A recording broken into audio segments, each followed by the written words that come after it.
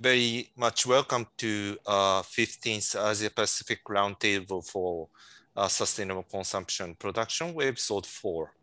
And we are very honored to have many participants today. Today, we are going to discuss facilitating transition to sustainable lifestyle as our Webisode 4 until around 4:15 in Manila time.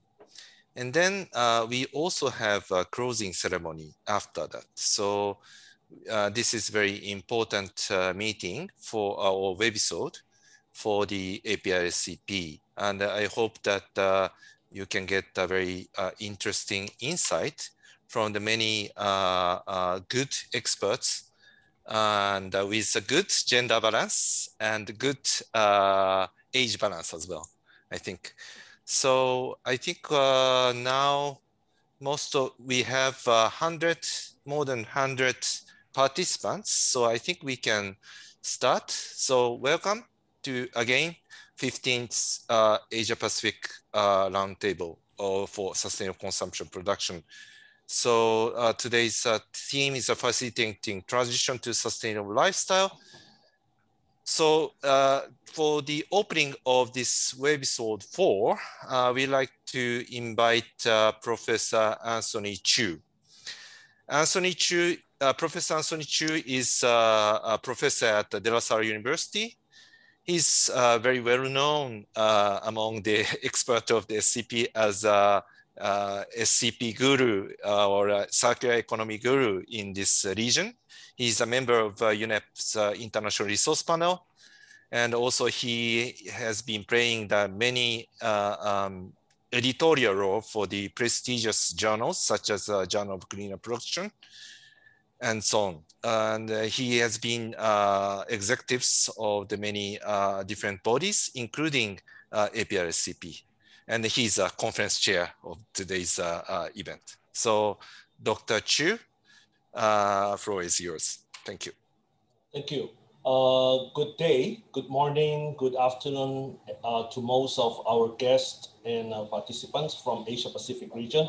To Dr. Tomohiro Tasaki, our keynote speaker from NIST and PECOP Asia, my colleagues, the APRSCP Board of Trustees and the executive of the APRSCP Foundation, partners to the APRSCP 15th conference.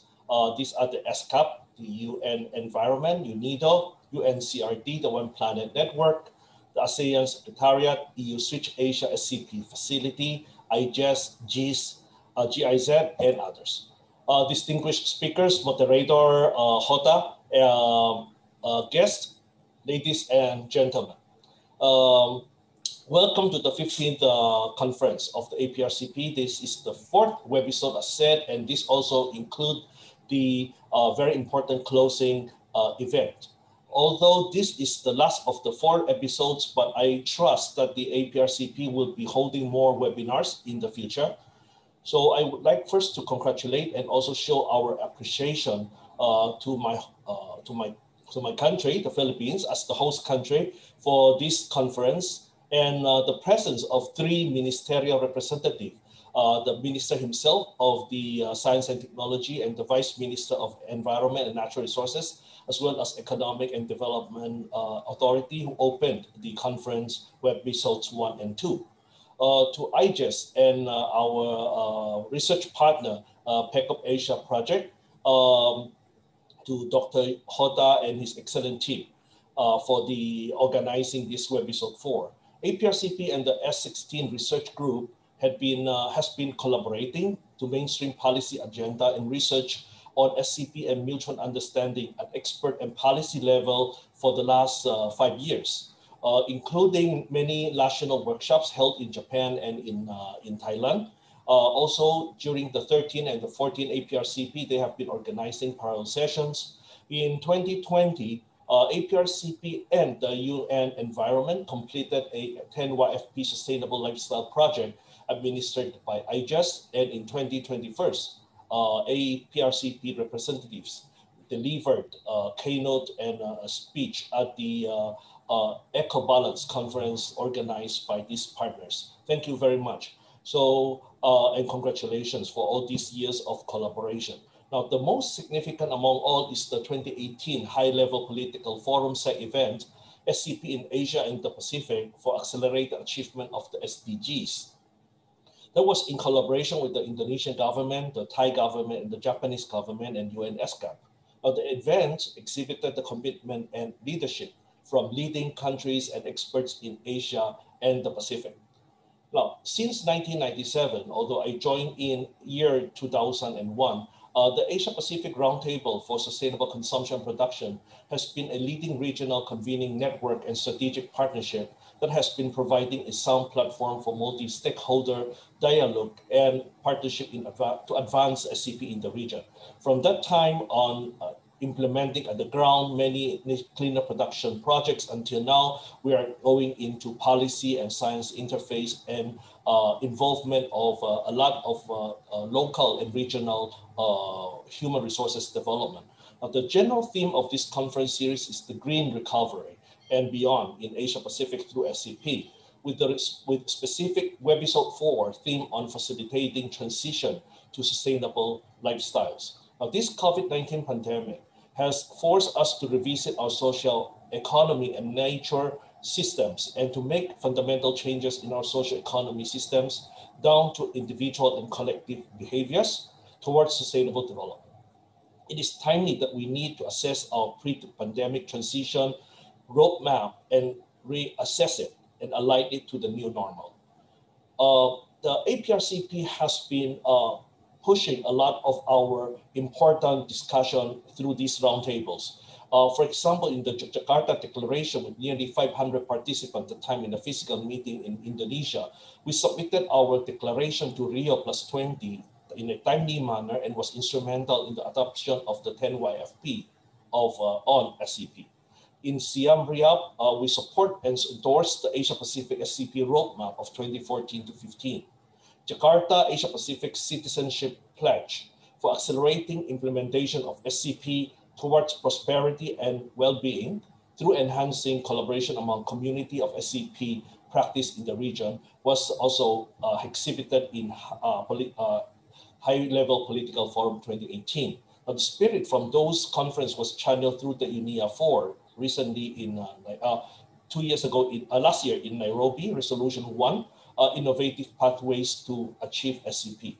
Now, more of the UNIA 5 discussion were also discussed in the keynote speech and which will be presented in the summary at the closing event.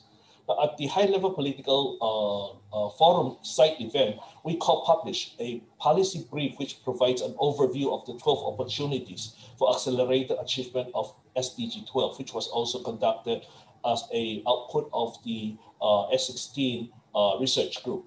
The Cebu Declaration will be presented at the closing event today. Originally to be scheduled physically in Cebu, we moved it to the virtual event to capture the main messages and the output of our roundtable discussion in this 15th APRSCP. At the same time, we are planning in the process of transferring the policy messages and the multi-stakeholder messages into academic community because there is a big gap between the two. And the output of this roundtable will also contain a policy science interface, or we could say the direction is from policy to science, translating the policy messages into the roundtable to the scientific community, and it will be published in a special issue of the Elsevier Journal of Cleaner and Responsible Consumption. We have already designated Dr. Neil Lopez from the Philippines, Professor Shabir Jiwala from Thailand, Dr. Tian Su from Shanghai Jiao Tong University, Dr. Monique Retamal from University of Technology, Sydney, and Dr.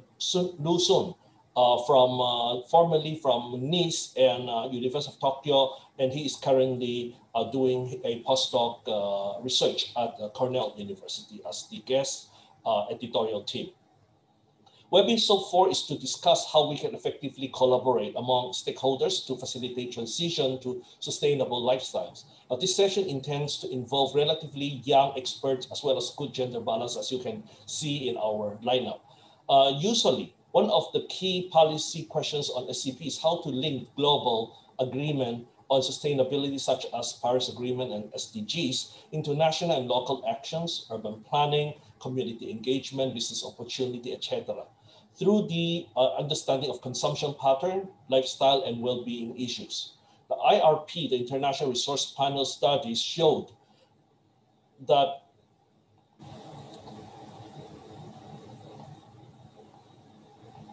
showed that different resource use trend in the developed and developing economies, with household expenditures dominating in the former and infrastructure and capital investment in the latter. So we have been believing regional level collaboration would enhance such global and local connection and mutual understanding and the learning among various ongoing initiatives at national and community level. From adapting Pocayoke lock-in consumption pattern for urban planning to a 1.5 degree lifestyle and behavioral studies. So again, warm welcome and thanks to all. I declare this webisode for open. Enjoy the conference. Thank you. Thank you, Professor Chu, for very wonderful opening and also a very detailed explanation how that APRSCP and research group called S16, which is a co-organizer to this event, collaborated over the last 5 years. Also, how SCP is now mainstream in the international discussions and how Asia Pacific experts are contributing to that process. Thank you very much. So now that I'd like to invite Dr. Tomohiro Tasaki, who is head of the Material Cycles and Social System Research section of National Institute of Environmental Studies. But the reason why we invited him is he's also played a very major role for this 5 years research project called S16, which is focusing on SCP policy in Asia Pacific region. So I think that Dr. Tasaki can share some of the highlights from our finding and research. So let's invite Tasaki-san for his keynote. Thank you. Thank you, Hotta-san, for kind introduction. Today, I'm really honored to be make a keynote presentation here. And can you see my slides? Okay. So today, I'd like to share the insight from the research project of the PCOP Asia, which is sometimes it's called as a S16 research project. And on behalf of the members, I would like to share the insights.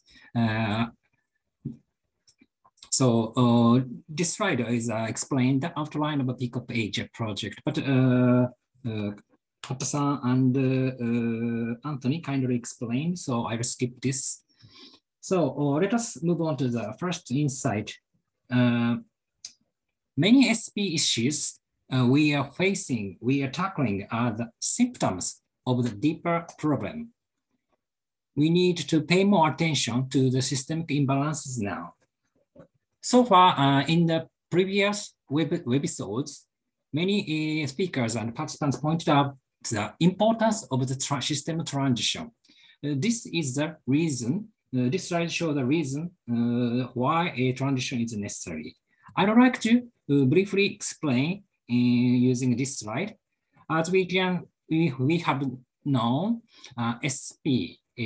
progress in SCP lag behind most among the 17 SDG Sustainable Development Goals. There are two root causes.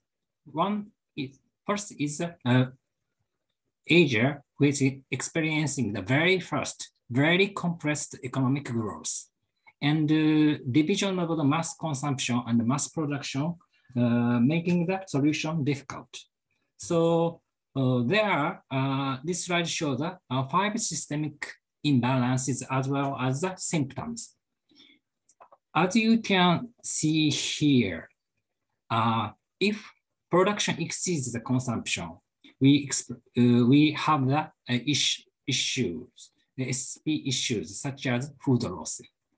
if production exceeds the infrastructure, we've experienced road congestion and air pollution in urban area. Consumption exceeding the infrastructure causing lots of the waste issues, including the plastic waste issue. And production exceeds the local environmental capacity. It causes pollution and natural resource destruction in the local area. And consumption exceeding the global environmental capacity causes global climate change. So we have to tackle with the systemic imbalances. Second insight we would like to share with you is that SCP policy has been evolving for decades. So we need to be aware of the evolution and utilize at least 3 different versions.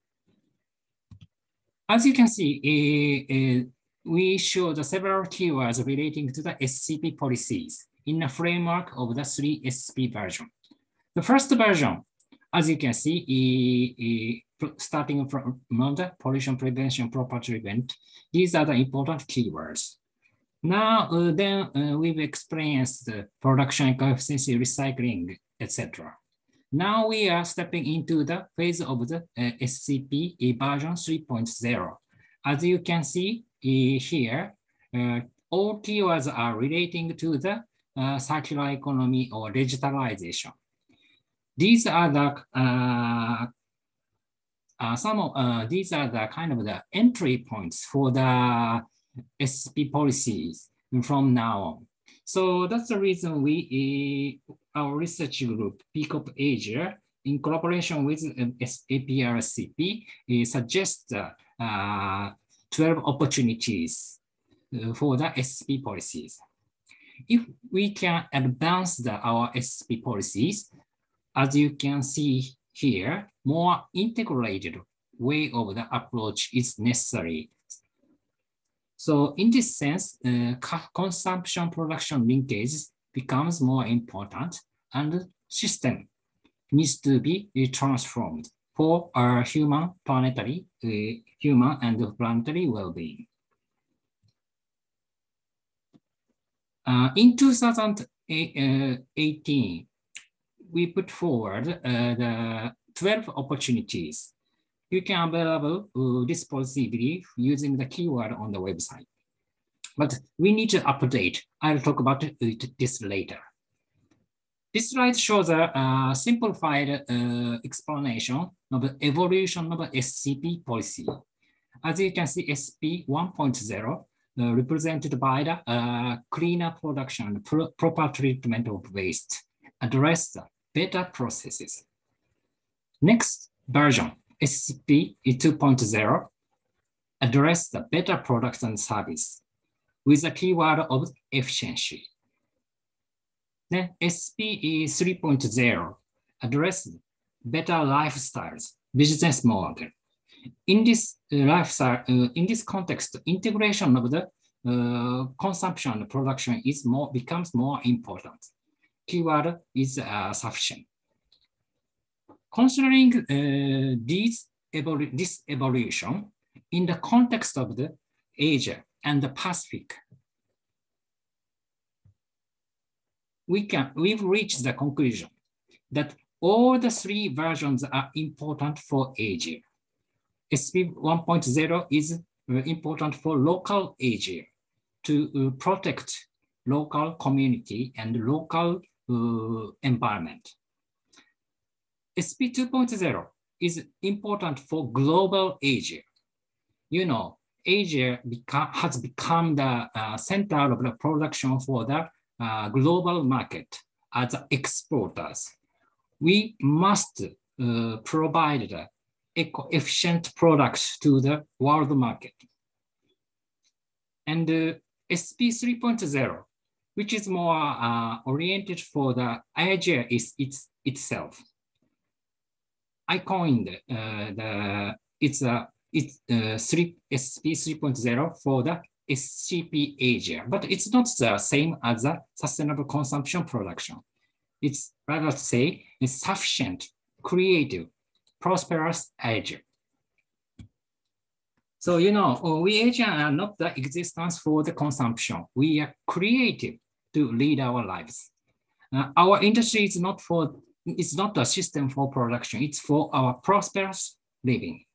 So this suggests a shift in the focus of the SCP policy from SCP as the means to the SCP as a genuine goal and direction, such as creative, prosperous life in Asia.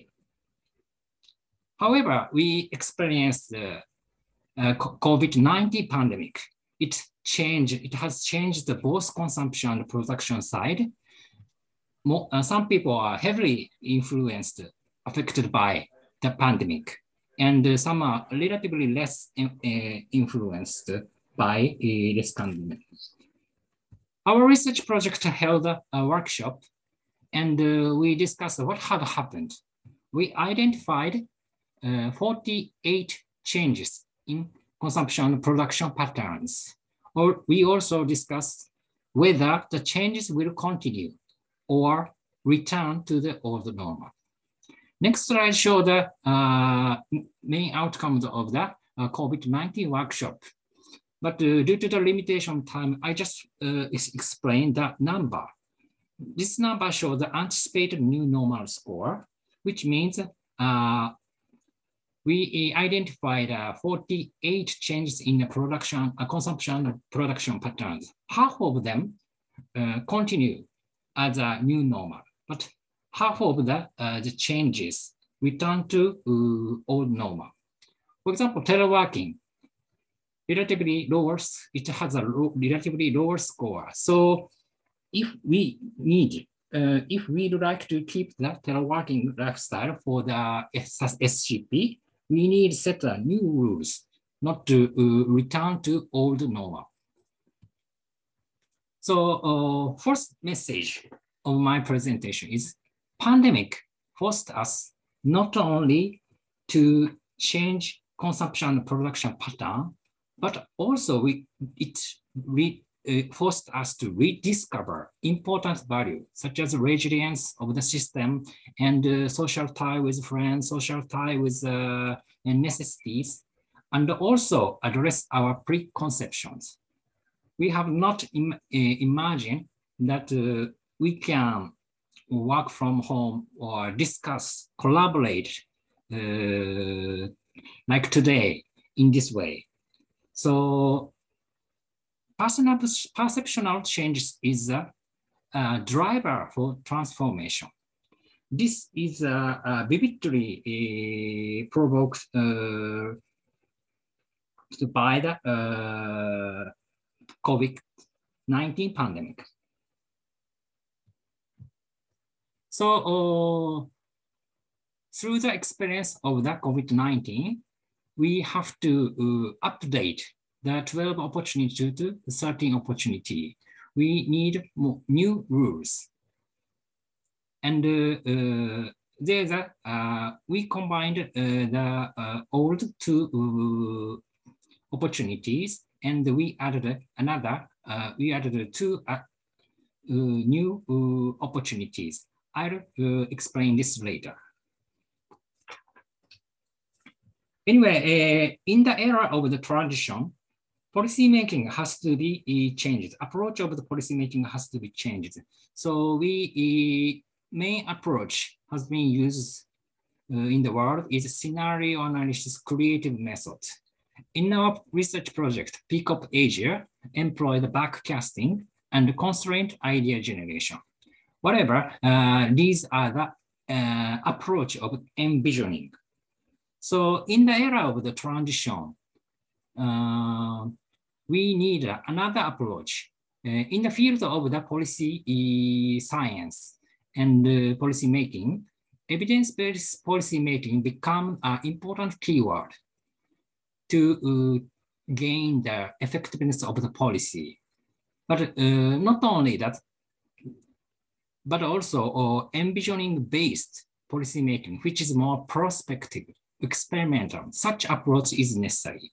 I'll explain the difference of the policy process of the SCP 1.0 and 2.0, and with the SCP 3.0 it will be explained. Process of the SCP, these SCP starts from the lower left. A small number of people define the programs and choose the policy option, then implement the policy. This is really efficient if succeeded. However, sometimes it fails. This tends to happen when people's value preferences are diversified.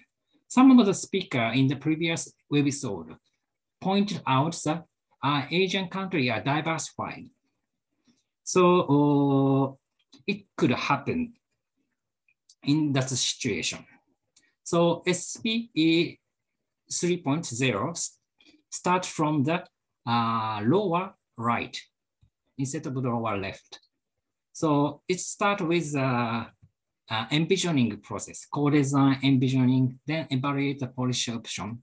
Then we make a trial implementation, experimentation, and full implementation. So fifth insight from our research project is not only what to achieve, but also how to achieve SCP is changing. And SCP policy 3.0 for sufficient, creative, prosperous Asia requires an envisioning process with multi-stakeholders, followed by the experimentation of the new SCP patterns that are localized, regionalized to diversified people needs. I'll show some of the slides how collaboration is important. In the process of the envisioning, collaboration is very important. As you can see here, first, importance locality is culture, industry, infrastructure. These are the important localities influence SCP patterns. But you can see in a different color, some localities are inside, those insiders are more aware of them, while other localities are outsiders, non-local people are more aware of this. So collaboration insider outsider can precisely grasp the important locality that leads to the better, more improved well-being of the people. And the product needs also different country by country. This slide shows the application of extended functional structure map of the Vietnamese product. And we identified affordable, energy efficient rice cooker that can place on the dining tables is satisfy the Vietnamese people more. Same can be said to the infrastructure. House can be regarded as the infrastructure for our living. So even though the advanced technology exists in the world, but combined with the locality considerations such as solar shading, dehumidification, energy efficient, comfortable house, if we can successfully introduce the advanced technology with locality consolidation, such a good, nice house requires only 1 or 2 air conditioner. And sharing and servicing. This also requires a locality consideration because people in this local area, region, different country have the different product position profile, diversified needs and wants, and different infrastructure. So we need to utilize the digital technologization and local urban infrastructure or community network to achieve the localized experiential consumption pattern to satisfy the local people's needs. And just and equitable access to the products and services are also important. These are the relating to the newly added opportunity for SCP policies. Opportunity 12 is that ensuring the social safety net for people that challenges new consumption and production pattern will generate diverse SP patterns. So ensuring the new challenges is an important direction of a policy, SP policy. And the proper handling of the inequality and social conflicts is a fundamental base to realize SCP, so which is revealed by the COVID-19. So let us summarize our concluding remarks. Many SCP issues are symptoms of the systemic imbalance, and all the three versions of SC policies are important for Asia.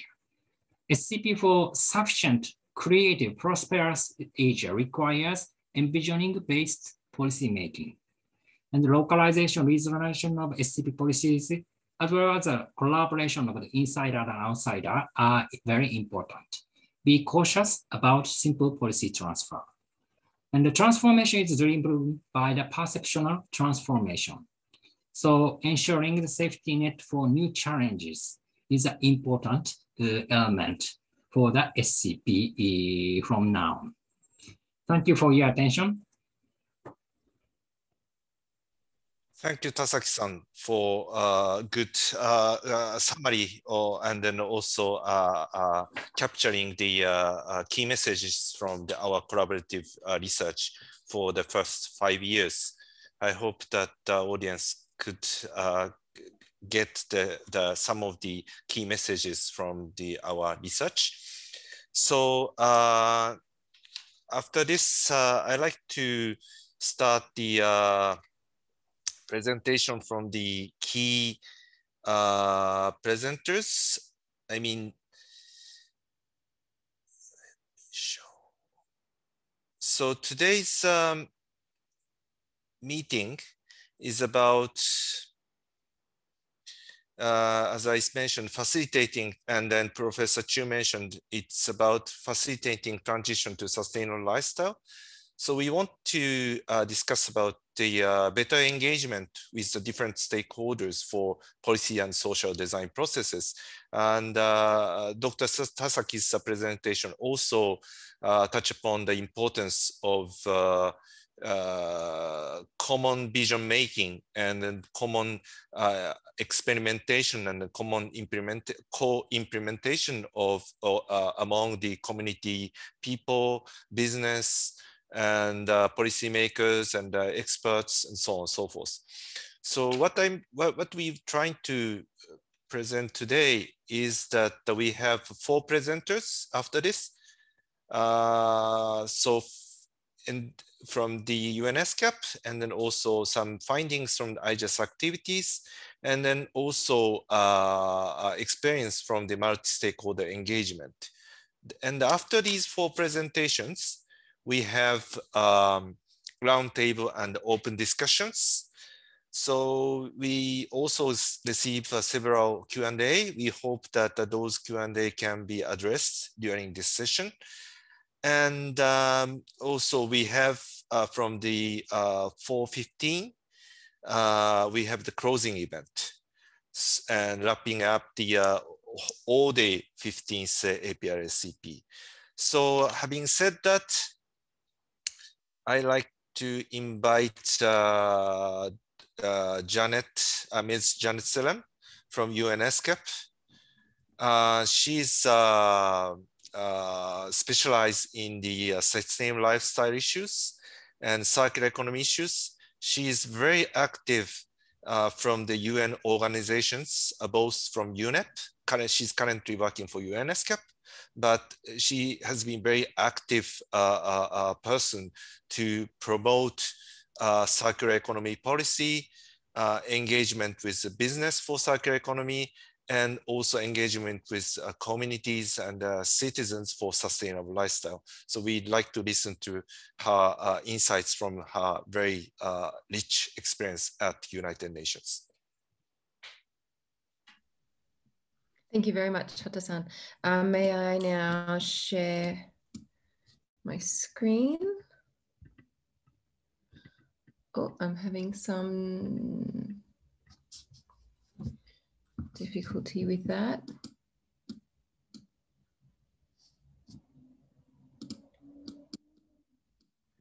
So my apologies, I'm having some difficulty sharing my screen. Shall we do it from our side? Normally not, normally it's fine. I did test it before. Yeah, that's true. Joining. Would you do it again? Let's give it another try. One more second. Yeah. No, perhaps you can start with one of the other speakers and I'll see if I can sign in and sign out again. Okay. Is that all right? Right. Thank you. So thank you, Janet. So then let's move on because Janet has a technical issue. So Dr. Liu, are you ready for your turn? Yeah, I'm ready. I'm happy to be the first presenter.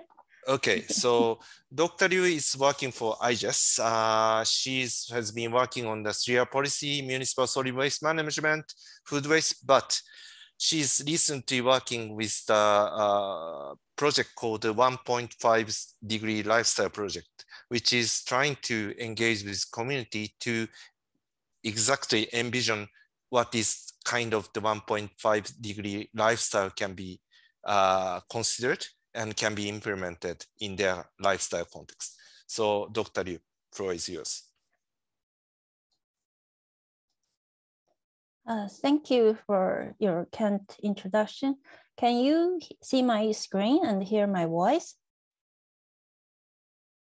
Yes. Okay, then hello everyone, let me start. First, I'd like to say thank you so much to the organizer for providing me this opportunity to introduce the 1.5 lifestyle project and the progress, mainly under interaction with consumer as one of the project members. Firstly, looking at the background as to why we need 1.5 degree lifestyle. And I like to highlight that lifestyle changes are being recognized by decision makers as a critical element to address climate change. For example, the APRSCP 1.5 special report states that the human behavior and the lifestyles are enabling conditions that enhance the feasibility for 1.5 degree transition. EU long-term strategy mentioned transition towards net zero. It's not just about the technology and the jobs, but the people and the daily lives. Lifestyle choice can make a difference. Also, Japan's long-term strategy highlights the direct and the indirect impact of lifestyle innovation. However, some key challenges of what is the mitigation potential of lifestyle changes in each main domain and how to help consumers play their part in keeping global warming within 1 point challenge. As an IGES challenge, we did some work on this issue. For example, the 1 degree lifestyle report was published at the World Resource Forum in Belgrade in 2019, based on the joint research by IGES in Japan, Aalto University, and DMAT in Finland. This report provided quantitative analysis of the impact of the consumer's lifestyle on climate change using the lifestyle carbon footprint, examined the hotspot of lifestyle domains and identified mitigation potentials and the pathways towards the Paris Agreement 1.5 target based on the lifestyle change. It's worthy to mention that lifestyle change here in this study is an umbrella term for changes in both individual behavior and related changes in social technology. Also, lifestyle carbon footprint is an indicator of greenhouse gas emission from service and products, including both direct emission caused by fossil fuel consumption and indirect emissions such as from production and transportation to final and to final disposal. This report also is for long-term target for 2030 at 2.5 and for 2050 for as 0.7 as the global average. Each country has a different starting point, but this challenge clearly cannot be achieved without the participation of the consumer and citizens. To investigate how to enable lifestyle changes and develop a prototype of a city lifestyle scenario by co-creation with the citizen, we started in 2019 a social experiment in 6 cities in 5 countries. They are Sao Paulo in Brazil, Cape Town in South Africa, Delhi in India, North Korea in Thailand, and Kyoto and Yokohama in Japan. I'd like to focus on the activities in Kyoto today, where in 2019, the mayor announced the city's commitment to the net zero and the Kyoto appeal for 1 degree. As for the case of Kyoto, we held an online workshop and household experiment with the citizen participation. Firstly, based on the quantitative analysis of lifestyle carbon footprint at the national and also city level, which was developed by the 1 degree report, we developed an option catalog with 65 decarbonized options in 5 lifestyle domains: housing, mobility, food, product, and labor, as well as online puzzle games as some communication tool for citizen participation. By collaborating with the ICRE Japan and the local NGO groups, we recruited 29 people of diverse age, generation, and occupations with a relative high environmental awareness. At the first workshop in December 2020, we divided participants into 5 groups to discuss the desired future of the city and presented the 65 options for actions as an average citizen. While playing the puzzle game for achieving a 1.5 degree target, then we ask a participant to carry out a 2-week household experiment to implement their optional options. We also ask a participant to use a household experiment check sheet to record the implementation status for the 65 options during the previous year before the COVID-19, record the daily implementations rate during the 2-week experiment, and provide information about any obstacles and expected supportive measures. Based on this information, we analyze the potential changes in their lifestyle carbon footprint, and the draft narrative for the city scenario was developed and further discussed at the second workshop.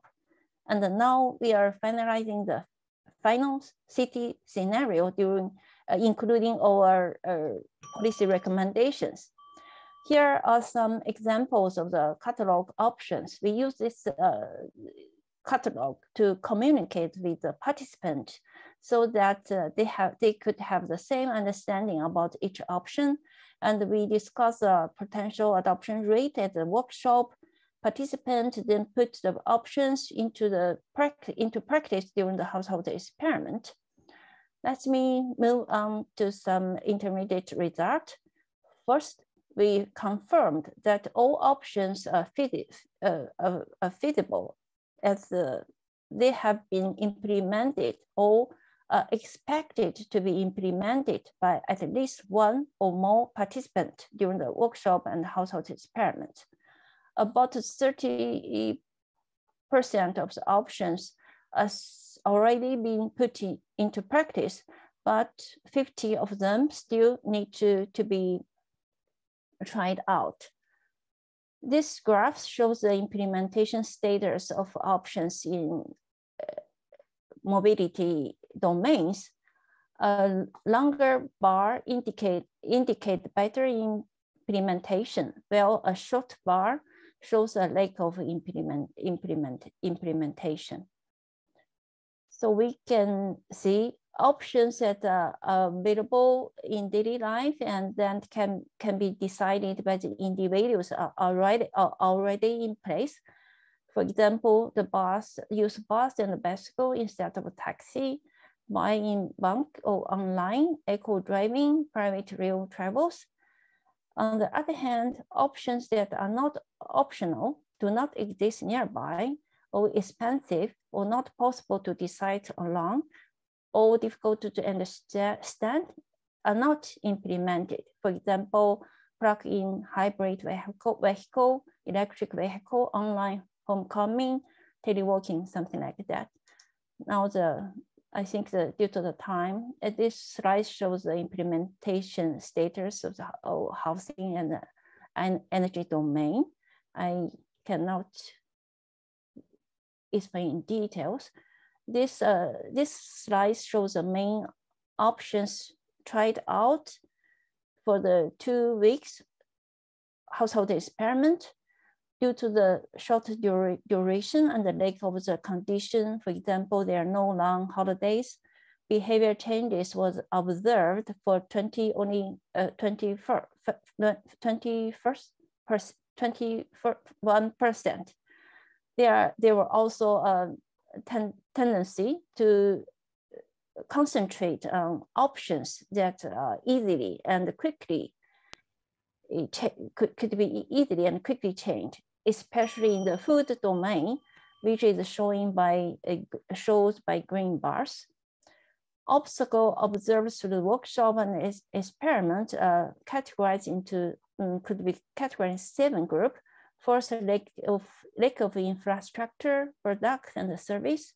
Second, infrastructure, product, and service exist but are not well known.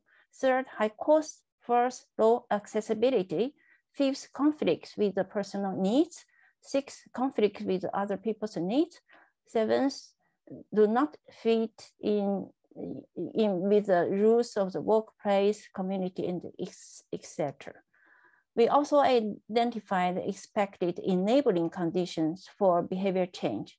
For example, in mobility, we identified the speed of car sharing service and good bus connection even in remote area. For example, for food, the condition including preparing meal made from the local seasonal vegetables, as well more vegan and vegetarian food shops. And yeah, maybe you can see here. We also identified the potential roles for different stakeholders, but due to the time limitation, I will not go into detail. In conclusion, this project just opens a window for discussions on the co-creation of 1.5 lifestyle beyond the boundary of government, business, and the citizen. The 1.5 degree lifestyle challenge is systemic in nature. Consumer practice, market, service, technology, and the social rules need to be interdependent and must co-evolve. Consumer behavior change requires 3 aligned factors: motivation, intention, ability, and opportunity. To help consumer overcome obstacles and smoothly transition to a 1.0 degree lifestyle requires stakeholder collaboration. Key stakeholder, national and local government, producer, business sector, and also the citizen need to play their part and working together. on co-creation. In particular, government should review existing regulations, start indicative planning and transition management to overcome lock-ins, and stimulate sustainability focus for long-term change. Government must also provide infrastructure for sustainable choice and motivate citizens and the business sector to take the action, as well as provide feedback. The business sector should offer innovative products and services and related new business model. Citizens should exercise sustainable choice, work with the government and business sectors to develop goods and services such as a living lab or something. Community, workplace, and school can carry out short-term grassroots initiative and the dissemination actions. It's very useful for achieving the 1.5 lifestyle. I think now my time is coming. Finally, I'd like to extend my sincere thanks to all our global partners. Thank you. That's all from my side. Thank you. Okay, thank you very much, Dr. Liu, about this 1.5 degree lifestyle project's initial findings and suggestions. Okay, then let's try Janet, because as Dr. Liu mentioned, yeah. Okay. It looks like it's working now. So thank you so much, Hata-san, and I'm very sorry about that. It always happens at the worst time. So hopefully you can see my slides now in full screen. So I'll get started. Okay, so it's actually good that I followed that first presentation because it set the scene very nicely about what we need in terms of lifestyle. And the products and services we buy are a small part of the lifestyle, but very important. So I think many of you have seen this kind of content before. It's looking at the material use around the world. And it shows, this is the work that we did when I was still with the UN Environment Programme. It shows that Asia is actually using about 63% of the world's materials.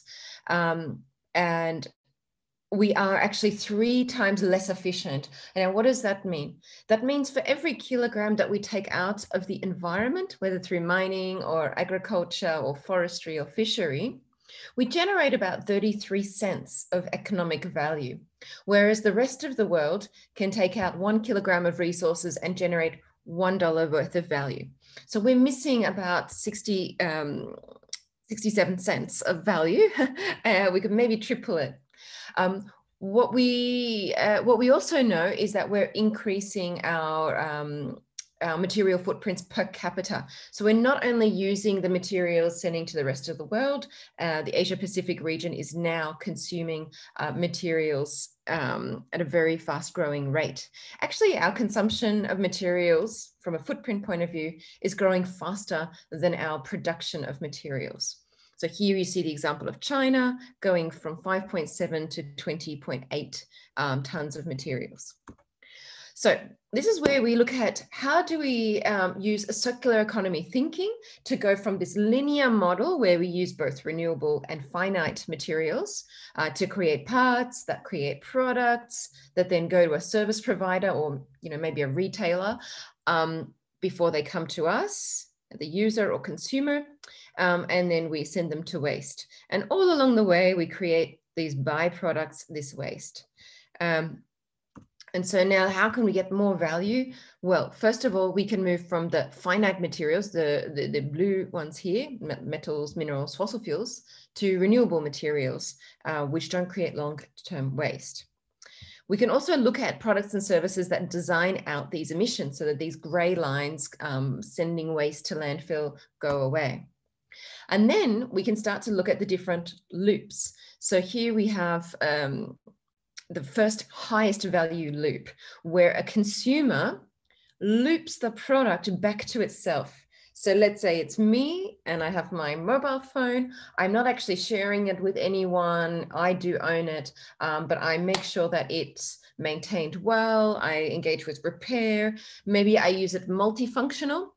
So instead of buying a camera, a calculator, all those things, I try to use this as much as possible for my needs in life, maximize use and extend the lifespan. So also buying the phone that lasts the longest.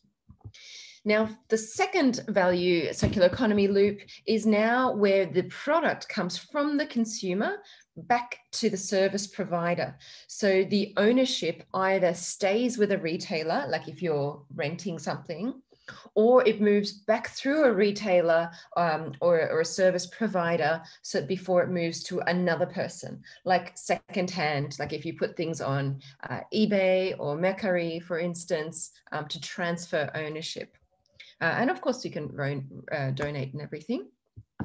Now, if all of those options are not possible, so again, I'm going to pull out my mobile phone. It's got a problem. Actually, now it's got a cracked screen, but also maybe the model is out of date. The next option is to retain it as a product. So we don't disassemble it yet into its past. So it stays as a product and it becomes refurbished or remanufactured. Refurbished means it goes to the next generation. And remanufacture means it stays at the same level. Oh, sorry, the opposite way around. And now, if we can't do that, we have to now disassemble the product and recycle the components, which means all the value of assembling it and creating all those tricky materials is lost, but still we retain the materials.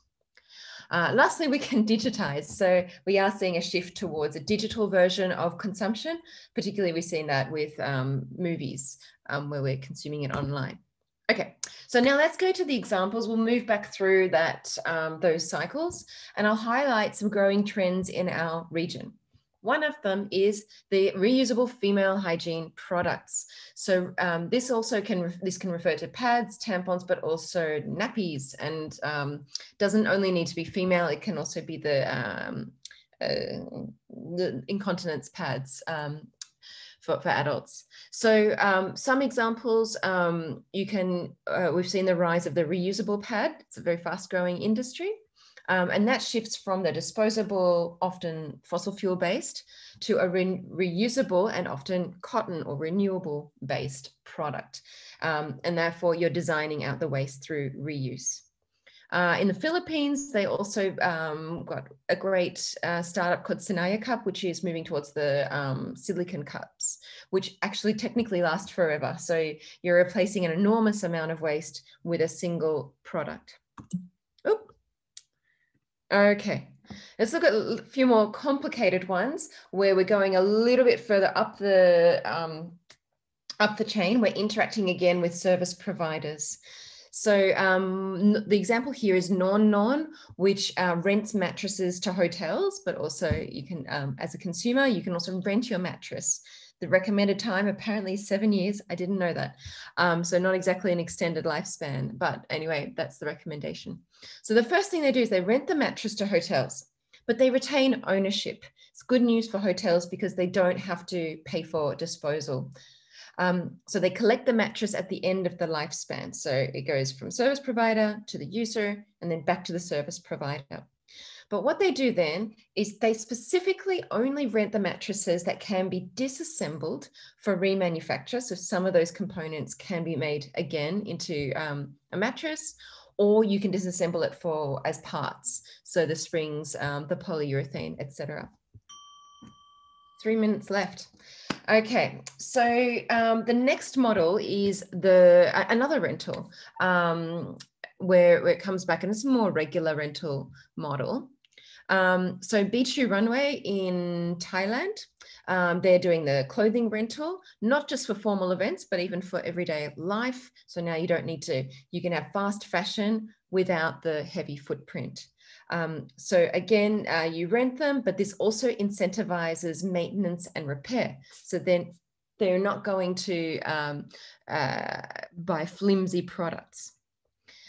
Some other growing examples is a bike share system. So Mobike from China is notable. And now it's the coffee cups. So you can get coffee cup rental. In Vietnam, you have Aya Cup. Okay. Another rise in circular business models that can help us as consumers is the making the byproducts into a new product. So here I've got AugerFeed, which is using the pre-consumer food waste, nothing that's touched a plate, and then processes it into apparently delicious dog treats. So when you don't need a high quality meat or raw materials, you can actually use that byproduct. I like this one. Molib is not exactly consumer facing, but I quite like them. They've figured out that there's a lot of surplus fabric lying around in manufacturing facilities in Thailand. So they've created an online platform for surplus fabric where you can post it and then sell it in small batches to designers locally. Also helps those designers out because they're cheaper and they don't have to import high quality fabrics. And then lastly, if we're trying to go way up to the recycling, but we're still consumer facing, I like Trash Lucky. They incentivize plastic sorting and collection in households through a lottery system. So your tokens, instead of buying tokens, you bring in your plastic waste, and then every month somebody wins a cash prize. A more advanced version, over $1 billion company now, is Aihui. Anthony, you might have to help me with the pronunciation. But they're doing the reverse vending machines for e-waste. So they will well organize your old phones, etc. And they tend to station these in train stations. So you're taking public transport and you're recycling your stuff. So I do want to say that there are a few risks to all these businesses. So it's not easy when you talk to entrepreneurs trying to start a circular business, particularly one that's consumer facing. There's a lot of barriers. So they're dependent on a lot of supply chain cooperation. I won't go through in detail, but they have to talk to the people upstream who are making the products as well as downstream.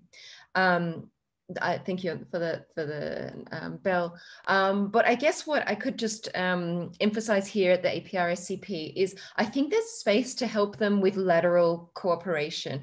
So similar startups like the ones doing the reusable coffee cups or reusable female hygiene products or the bike share, I think that we need to help them come together, talk to each other, and then tell us all what we need to do to support that industry and to help that industry grow better. Because a lot of them that we talk to are having the same challenges, and I think we can help them by bringing them together. So I'd like to thank you very much for the opportunity to present. It's been an honor, and it's really good to see familiar faces. I'm looking forward to the rest of it. Thank you, Hata-san. Janet, thank you very much. It is always very great to hear your presentation, because like we always talk about new needs for the new business model, new lifestyle, and then your presentation always provides some hints for such kind of new business model, and that is already existing. And we can help by certain policy intervention. So it's very great. Thank you very much. And then we'd like to move on to Mao-san. For Mao-san, Ms. Saisha Mao is also working for IGES.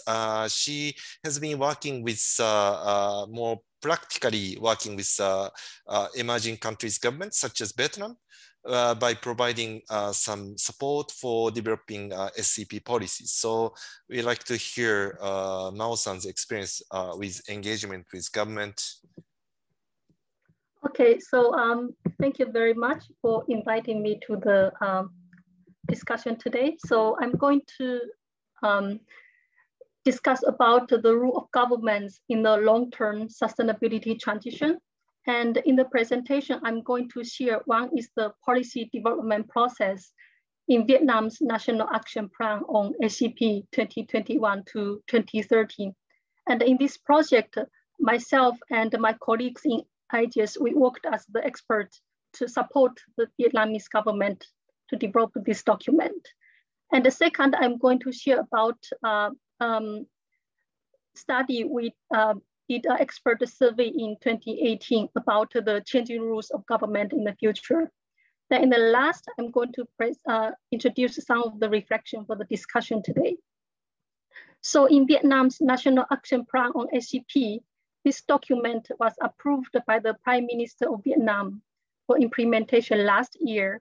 And in the development process, there were 6 ministries involved in the Inter-Ministerial Drafting Committee and with the support of IGS team. So in the process is a multi-stakeholder consultation process. There were several rounds of the consultation. So we started from early 2019 and we invited the involved 6 ministries and also associations, business, local government, the civil society to participate in this process. So I think the consultation was a very meaningful process from 2 perspectives. First is about awareness raising and to enhance the knowledge about SCP. Maybe not all the ministry and the stakeholder, they are aware what is SCP and what SCP mean in Vietnamese context.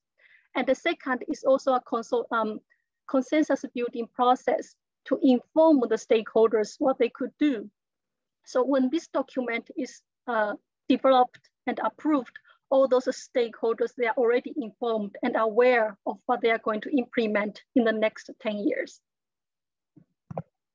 So I'm going to show you what is the content of the this document. So I divided the 15 activity areas into 2 colors.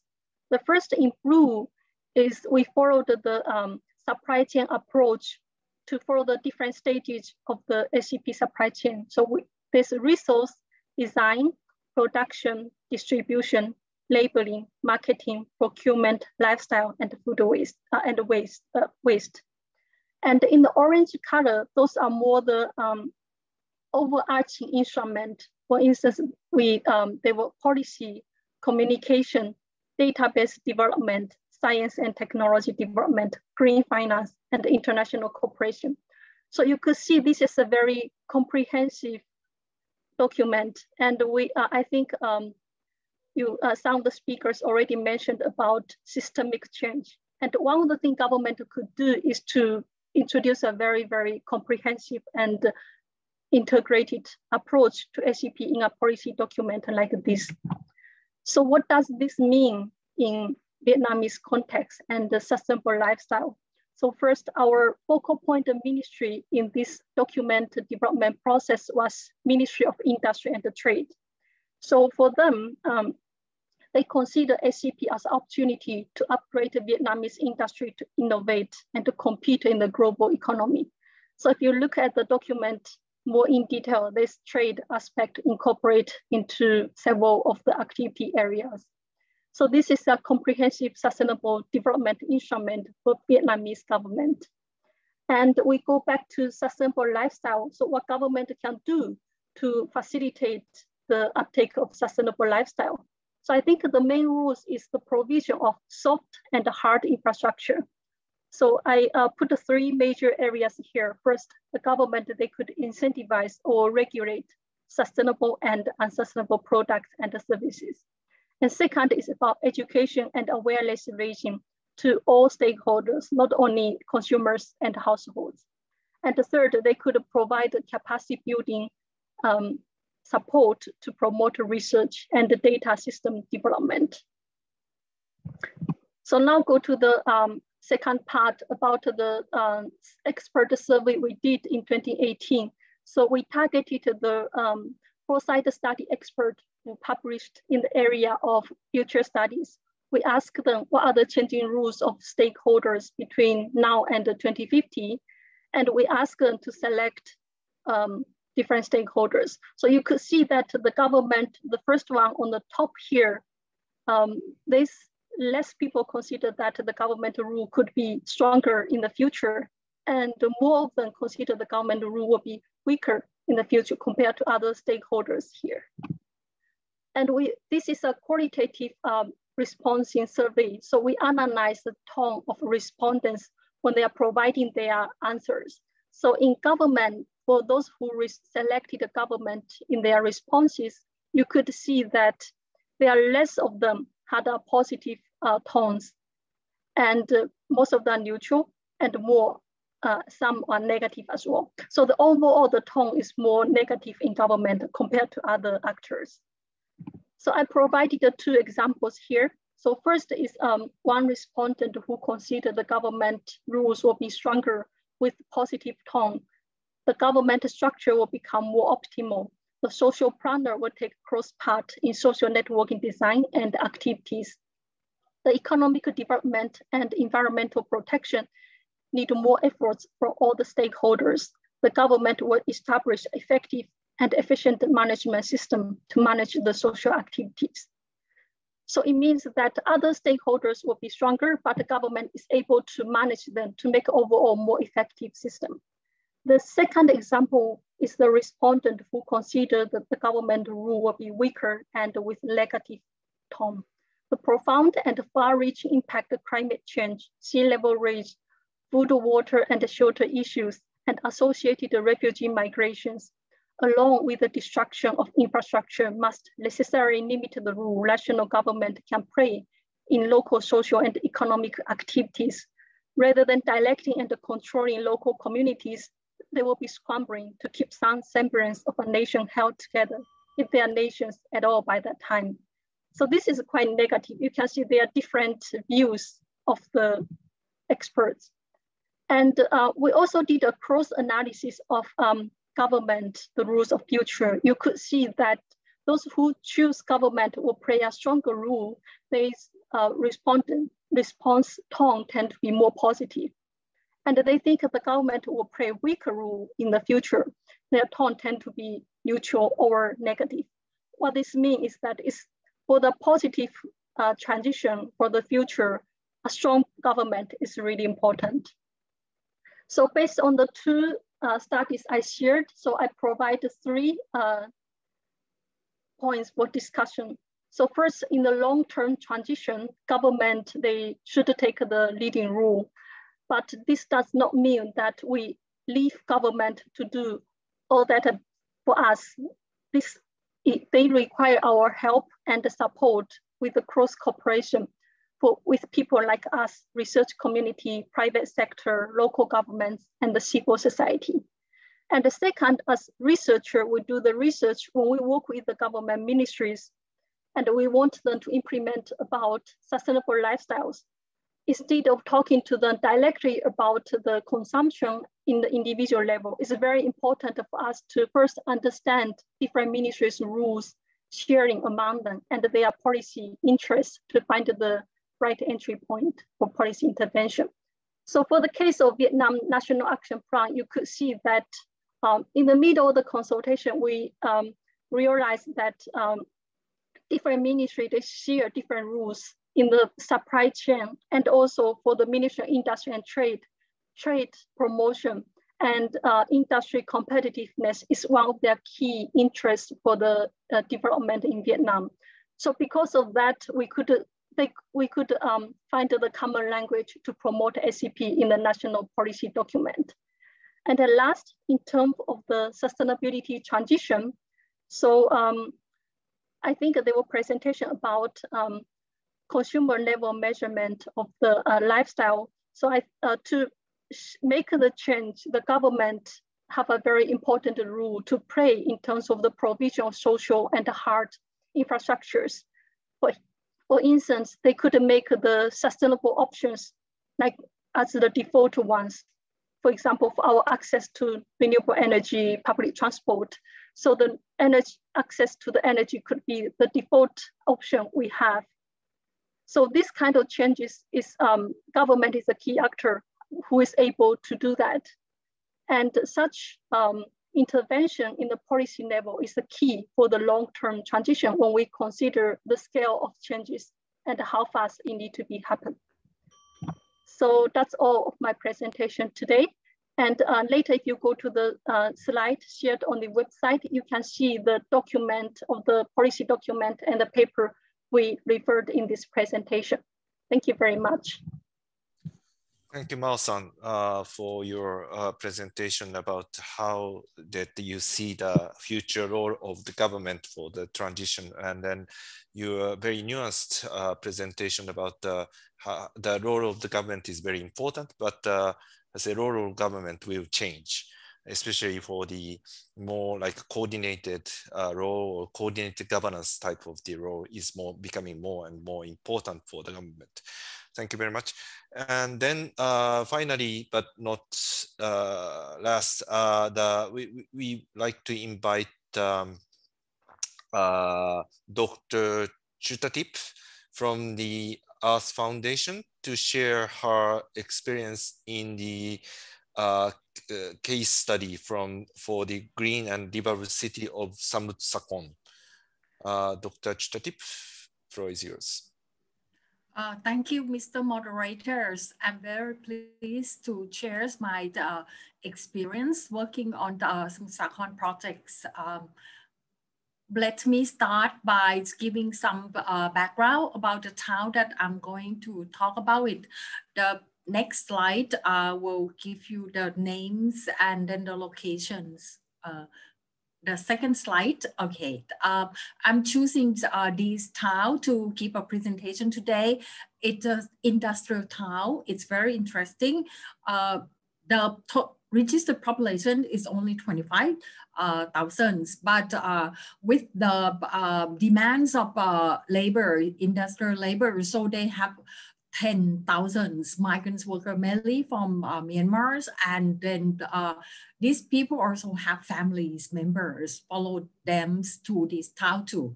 90% of the factory in this town are SMEs. With, of course, you know that when we talk about SME and then this town, they don't have an industrial park. So we have some kind of like quite huge negative environmental impacts. But when you see these kind of town, there are lots of opportunities because this town have nicknames of kitchen of the world. When you walk into the supermarkets in US or in Europe, you see some products are available there, as shown in the slide. Next slide, please. Next slide, I just document some figures that might be interesting in terms of environmental impact, both in terms of wastewaters. And these wastewaters, it's not only come from industrial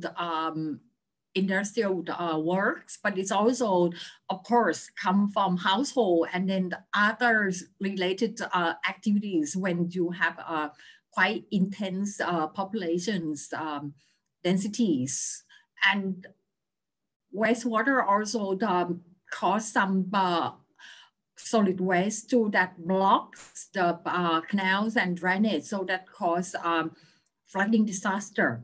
In the left hand, you see some figures, especially in the dark greens, that there's some kind of environmental problem that related to environmental impacts. This is, of course, it's non-communicable diseases. This one is quite clear that related to the conditions of livings and then some kind of like health protections. Next slide, please. My foundation started to work with the municipality of Nadis in 2019. The municipalities have a kind of general cities visions on the good governance, delivery of infrastructure and service, promotions of environmental and learnings. When we start working with them, we really see some strength that the cities already have because they can gather the firms that are willing to work with the communities. And then when we start to work with them in 2019, they convinced that they would like to work on the circular economy, try to maximize the waste, and then circular is to be more useful, more capitals. And then in this year, after this year or so, there's already set the aims to be green and livable cities based on the behavior change. Next, please. Before the project started, they already have the kind of like collaborations with the private sectors, especially based on the CSR models. And then all the work focusing on like a kind of like very immediate solutions like cleanings or apply the local technology like water turbine in the canal. Next, please. With our collaborations, we have two projects to support this municipality. The one that we work with APRSCP on localizing SDG, especially on SDG 12 and SDG 11. This project is also jointly work with other 4 cities around Asia and Pacific. Let me name the cities. Work with Siem Reap in Cambodia, Nasinu in Fiji, Naga in Philippines, and Ulaanbaatar in Mongolia. Only this Nadi is industrial town. And we also have support from the Thai Health Promotion Foundations on Green Sakhon projects that focusing on the greening industry. Next, please. The current stage of the challenges, we identify 4 issues. Number one is lots of industry here are SME, so they have limited capacity, limited resources. And also the multi-stakeholder is not only Thai worker or not only Thai communities, but we also have to deal with a migrant worker, unregistered population who may not really have the legislations and be the part of popularity vote of the mayors. The second one is local government agency and including provincial agencies, they quite focus on utilizing regulations and law enforcement, because that is a kind of like measure that they feel like it's much more power exercise rather than the long-term impact. The third one that we found is quite challenged is they have limited baseline data. So it's very hard to serve to the target group or to the target locations. And next is we need to really try to move from the ad hoc donation requests from the private sector and build the formal and continuous collaboration. Next slide, please. The next slide, this is our approach. Yes, of course, we already formalized the continuous working committees that representing different actors and different interests. And we have a round of dialogues with multi-stakeholder to set up the vision and the plannings until 2030. And we try to get more resources from local and external research, developments, and educational institute, not just only for building capacity, but also planning and in terms of sustainability too. Next, please. Now we are in action to do these couple of things. Number one is technical assistance, including coaching, because SME, if you provide them only training, no action is gonna come. So we're focusing on technology transfers. And when we give them incentive of a national green industry with the business benefits, especially the cost reductions on waste management. The next one is we build the network with the migrant worker and unregistered population, including the owner of the rental house, to set up garbage separations and also benefit from the garbage bank and vertical gardenings. And we also work with the food shop and restaurant to labeling them in terms of environmental friendly, especially to install the grease tap so that they can reduce the food waste that will go to the sanitation landfill of the municipalities and to the waste waters. Next, please. I would like to share, next slide, please.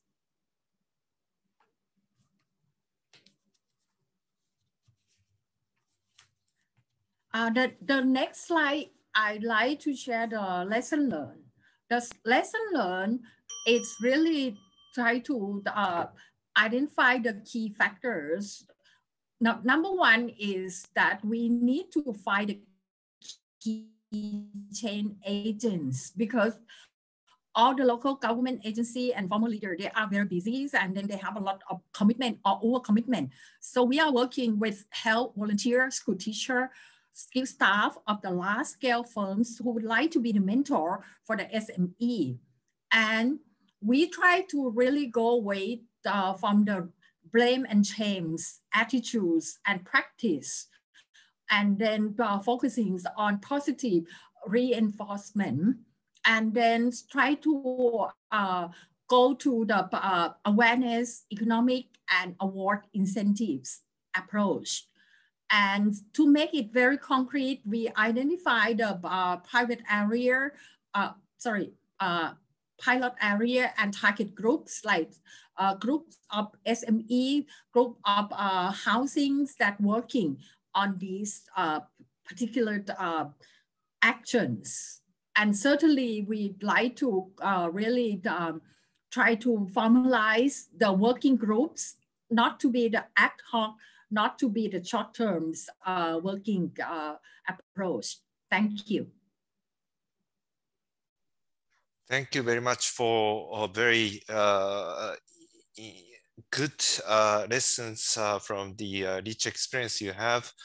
And especially I liked that the key, your message that the key is positive reinforcement.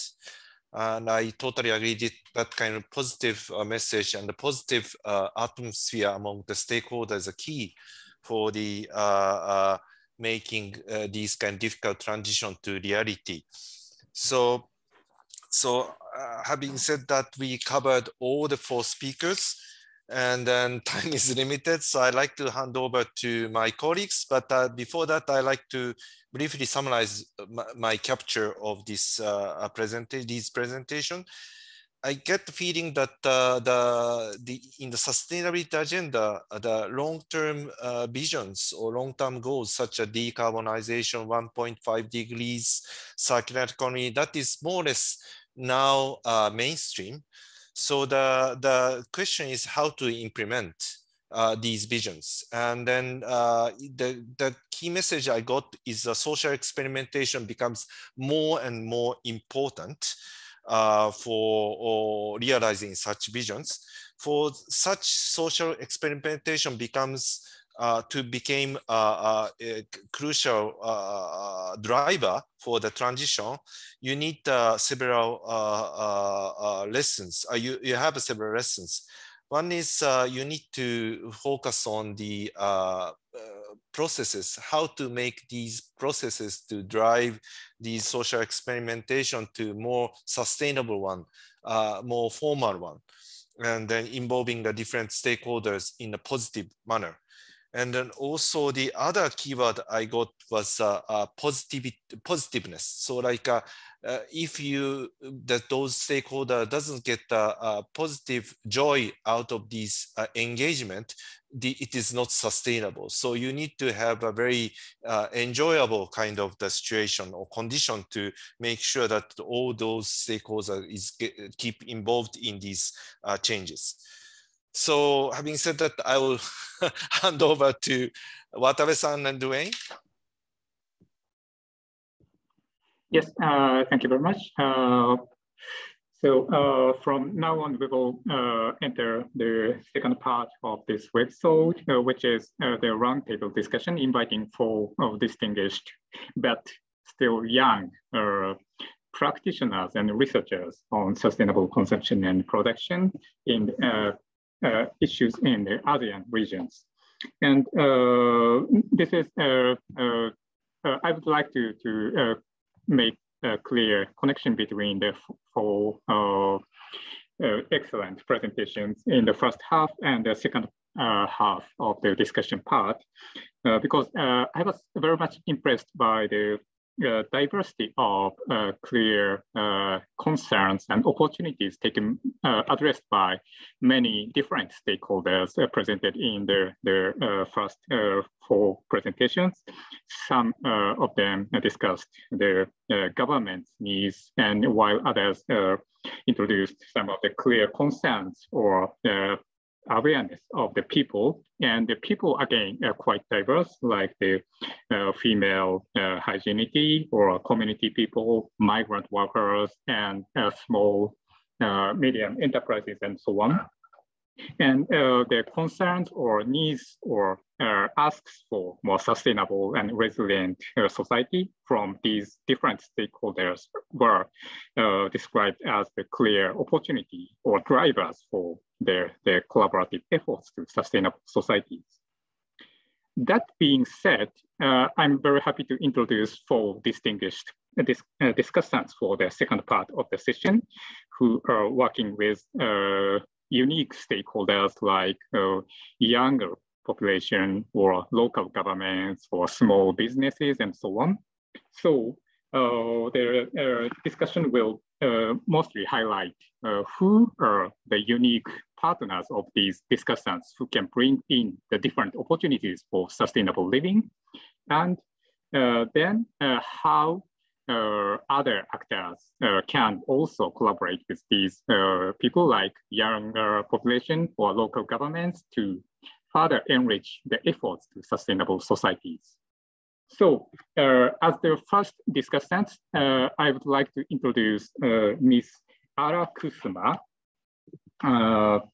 who is the youth years leader at Ashoka Foundation. She started working as a change maker at the age of 10, where she worked with local farmers' sustainable consumption of their livestock. And this achievement made her recognized as a young change maker since the year 2008. And she has launched several different projects, mainly working with youth or population or kids in the underprivileged families to support themselves being the change makers, not just the beneficiaries of the projects. So Ms. Ara, could you show up yourself? Yes. Hi, everyone. Good afternoon. Nice to see you. Yes. So Ara, can I ask who is your primary partners in your efforts to sustainable lifestyles, and what are their main concerns or main drivers for actions? Thank you, Dr. Watabe. So I'm currently working with Ashoka in managing its community of social entrepreneurs and young change makers.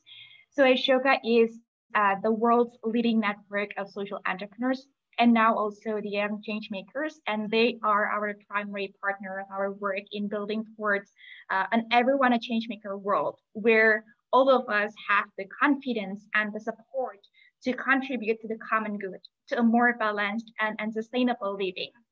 And I think I want to second Dr. Tasaki's presentations earlier, that sufficient, creative, prosperous Asia requires systems thinking and envisioning a future, because this is very much aligned with what we're currently doing with the social entrepreneurs, because they are not content to just give a fish or teach how to fish, but they will not rest until they have revolutionized the fishing industry. So it is not only about direct services over and over again, but how can we think on the systems level and change the industry and collaborate with different stakeholders there. So basically, Ashoka, we identify and support these social entrepreneurs and change makers, learn from their patterns of innovations, and mobilize this global community of more than 3,700 social entrepreneurs and hundreds of young change makers across 90 countries to tackle urgent global challenges such as planet and climate, tech and humanity, aging and longevity, and gender as well.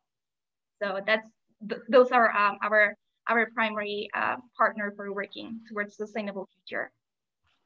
Terima kasih. Thank you very much. That's an excellent and very inspiring answer. So I'm very interested that you're not just talking about the practical issues arising from the concrete context, but also you are dealing with the systemic issues, how people can together develop the systemic thinking of change causing the continuous changes. So thank you very much. Now, I would like to introduce the second discussant for the discussion part, who is Mr. Togo Uchida, the director of the ICLEI Japan. So Mr. Uchida is actually my former colleague at IGES, but before joining IGES, he also worked in Japan Bank for International Cooperation and Japan International Cooperation Agencies, where he spent 8 years in Thailand and Cambodia to coordinate the environmental policies and climate change related international cooperation. And after spending a year in IGES, he joined ICLEI Japan as the executive director, where he supports many local governments, both in Japan and other countries, to develop and implement sustainable development policies and policies for sustainable lifestyles. So, Mr. Uchida, could you show up? Yes, hello. Good afternoon, Mr. Uchida. So I'm going to repeat the same question. Who is your primary partner for your efforts for sustainable lifestyles, and what are their primary needs and opportunities for these purposes? Watabe-san, thank you so much. So as introduced, I'm working as an executive director for ICLEI Japan office. The organization ICLEI, we are the network of over 2,500 local governments across the world, all pursuing for sustainability. But I'm responsible for operation in Japan. So primary partner of my work will be the local governments across the world, but especially focusing on Japanese local governments. And your question about the needs and opportunities for partners, let me briefly introduce the situation in Japan in terms of local government sustainability. One of the very important factor that local governments in Japan is considering is the demographic changes. What we are seeing here is the aging society and population decrease. And to be honest, the global issues such as climate change and environmental degradation, biodiversity loss, it has been felt gradually and surely influencing local sustainability, but I must say that this is rather slow kind of recognition. In any case, I'm actually quoting from Mr. Tasaki from NIES in the previous presentation, because he mentioned that SCP policy has been evolving for the last decades. And I think it may be true and can be applied that this evolution is happening in all other sectors in Japanese local government in their daily works. What I mean is that not only SCP, but for example, the water supply projects, operations, wastewater treatment, education, social welfare, health, and so forth. All these work that local governments have to deal with is experiencing this evolution where the service is provided, but I think they have to level up in terms of efficiency of how this is delivered. And this associated with this evolution, this change, the roles and responsibility of local governments are also changing, and therefore the needs are shifting. And in order for the local governments to respond to this change, local government staff needs training and opportunities to learn about these issues and what they have to deal with in a bigger context. But in terms of the, how do I say, needs and opportunities, but going back to the, how do I say, the basic questions is for the local governments, they are still finding it very difficult to justify why they need to work on sustainability issues. The climate change and biodiversity loss issue, everyone recognizes that this is important. And therefore, we all need to work on sustainable consumption and production.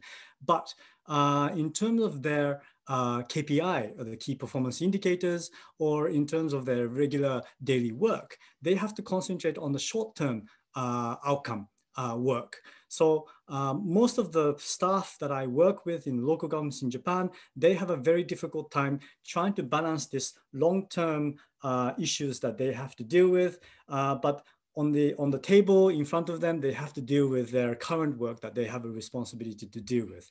So these are the challenges that I think local governments are facing. But in terms of opportunity, slowly but surely the recognition of the sustainability issue is expanding in Japan. Now that in local governments declaring zero carbon by 2050 in Japan increased to over 380. This is representing around 87% of national population in Japan. This was not the case last year. So in 1 year, this changed. So perception change is happening right now. And we need to see this to happen same in the sustainable consumption and production issues. And I think this is possible because we've been seeing from the COVID experience and also for the climate change. Thank you so much. Thank you very much, Togo-san. So again, this is very inspiring, and thank you for sharing the kind of difficult situation in Japan. But I think the situation in Japan is somehow advanced, getting advanced or taking some year ahead of other ASEAN countries, which will be facing the similar problem in the coming decades. And I think as for the difficult balance between the long-term and short-term and difficult many sustainability issues at the same time by the local governments, I think probably this difficulty is also an opportunity, because if we can find a good entry point where local governments can address the different issues at the same time, probably it will be a good chance to better work with them. Thank you very much, Uchida-san. Now, I would like to introduce our third discussant, who is Dr. Yusuke Kishida from the University of Tokyo. So he has got a PhD in mechanical engineering from Osaka University. And since then, he has worked many years in several universities and research institutes about the engineering issues and social transitions as well for the sustainable consumption and production patterns.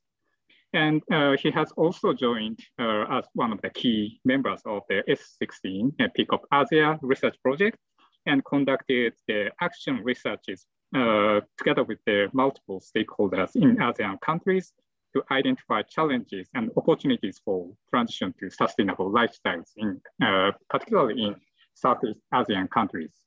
So Dr. Kishida, could you turn on your camera, please? Oh, yes. You can see me? Yes. Thank you very much, Dr. Kishida. So could you identify who are the primary partner for your work, particularly under the S16 project, and what are the top needs and opportunities for them? Okay. Hello, Watabe-san. Thank you, Watabe-san, for the kind introduction. So let me respond to Watabe-san's questions. The first about the primary partner. As Watabe-san mentioned, I've been involved in the Peak of Asia project since 2016, which was mentioned by Dr. Tasaki in his keynote presentation. And as an envisioning-based policy-making approach, I've been practicing participatory backcasting in order to envision SCP futures specifically in Kuala Lumpur area in Malaysia in 2050. And my primary partners are actually university researchers in Malaysia. And in the last few years within the Peak of Asia project, we organized 4 workshops in total in Malaysia, where we invited 30 to 40 Malaysian experts from government, industry, and as well as academia. So in our activities, we focus on collaboration between academia government and industry in order to extract the diversified views, knowledge, and opinions for SCP in Malaysia.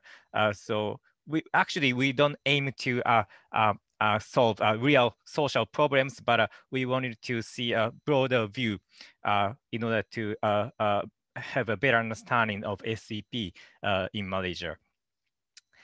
And regarding the needs and opportunities, yes, in order to envision SCP futures in 2050 and discuss effective policy interventions, we have developed concrete SCP scenarios, specifically focusing on mobility, household chores, and waste management issues based on our workshop-based activities. And for me and my primary partners, we are academics. So we are very much interested in theoretical or methodological development, actually. So from a methodological point of view, we wanted to develop a participatory backcasting method, which is widely applicable to SCP and sustainable lifestyles. And also, from an educational point of view, we provide a useful opportunity for younger people, like master's students and PhD students, both in Malaysia and in Japan. And we provided the opportunity for them to learn more about SCP and circular economy and so on, because some students are invited to the workshops where many nice researchers and experts are involved. So it was a really nice opportunity to promote a knowledge sharing. And but not only a theoretical and educational point of view, but from a practitioner's viewpoint, and the scenarios we developed are quite useful because as many present speakers mentioned, SCP issues cover really broad areas. So it's sometimes difficult to identify what is real need or what is real challenge to tackle SCP issues in a local context. So I think that the SCP scenarios we created in Malaysian context provides a better understanding of SCP futures or what the SCP really means. By taking into account a local context or regional characteristics in terms of economy, politics, and lifestyles, cultures, and so on. So these scenarios we created based on our workshops could provide, let's say, kind of a platform to support policy making or business planning and so on for practitioners towards SCP. Thank you. Very much, Dr. Kishida. It's interesting to listen to your remarks because they're, for example, compared to Miss Ara, who worked with the young people, and they're starting with the concrete needs of the young people, and then gradually she developed the systemic thinking together with these young people. And in your case, you work with the academicians and researchers, and through the participatory backcasting method, you put these theoretical insights into the concrete practices gradually. So I think your approaches are mutually supportive to each other. And we will be getting back to Ms. Ara later on. Thank you very much, Dr. Kishida. Then I would like to introduce our final discussant, who is Dr. Monique Retamal from the University of Technology in Sydney. She has actually quite many different rich backgrounds about circular economy and sustainable consumption and productions. And because she has qualifications in environmental engineering, water resources, social sciences as well, and many years of experiences in urban sustainability research and consulting. And her recent research has focused on, for example, the sustainable packaging and plastics, garment industries, and e-waste and so on. So Dr. Retamal, could you turn on your camera, please? Yes, hello. Yes, so thank you very much, Dr. Retamo. It's very nice to see you. So I would like to ask you, the first question is, who is the primary partner for your work, your current work for sustainable garment, for example, and what are the top needs and opportunities for these partners? Okay, thank you very much for the introduction, Watabe-san. So in my work at the Institute for Sustainable Futures, my research is focused on enabling the circular economy in Asia and the Pacific, and thinking about policies and institutional settings, business models and social practices that can support transitions to the circular economy in SCP. And often we are engaging with multiple stakeholders, both for undertaking the research, but also partnering with governments to identify policy options, or working with industries or industry organizations to find pathways to sustainability, or even multilateral organizations. Some part of my work that is particularly related to sustainable lifestyles is the research that I undertook around the sharing economy and collaborative consumption in Southeast Asia. So as part of this research, I was engaging with policymakers, SCP experts, industry associations, consumers, and also in particular, many small businesses. So including businesses that offer product service systems for household consumption in Southeast Asia. So with regard to their needs and opportunities, and thinking about these small businesses, a part of my research is particularly looking at the barriers and enablers for these sharing and renting offerings. So some of the things that businesses explained that they needed were things like legal definitions for businesses that combine sharing and renting and selling, perhaps, because these definitions help to legitimize businesses for the purposes of tax and also for obtaining finance. Businesses were also looking for legal frameworks to reduce their risks and to support their business process. They're also looking for assistance with finance, basically because product service systems have longer payback periods. So it is more difficult for them. So things like loan schemes or incentives for banks to participate in SCP finance would certainly help those businesses to flourish. Another thing that I identified through research is that small businesses also need sustainability advice. Very sustainable outcomes are possible, but not guaranteed.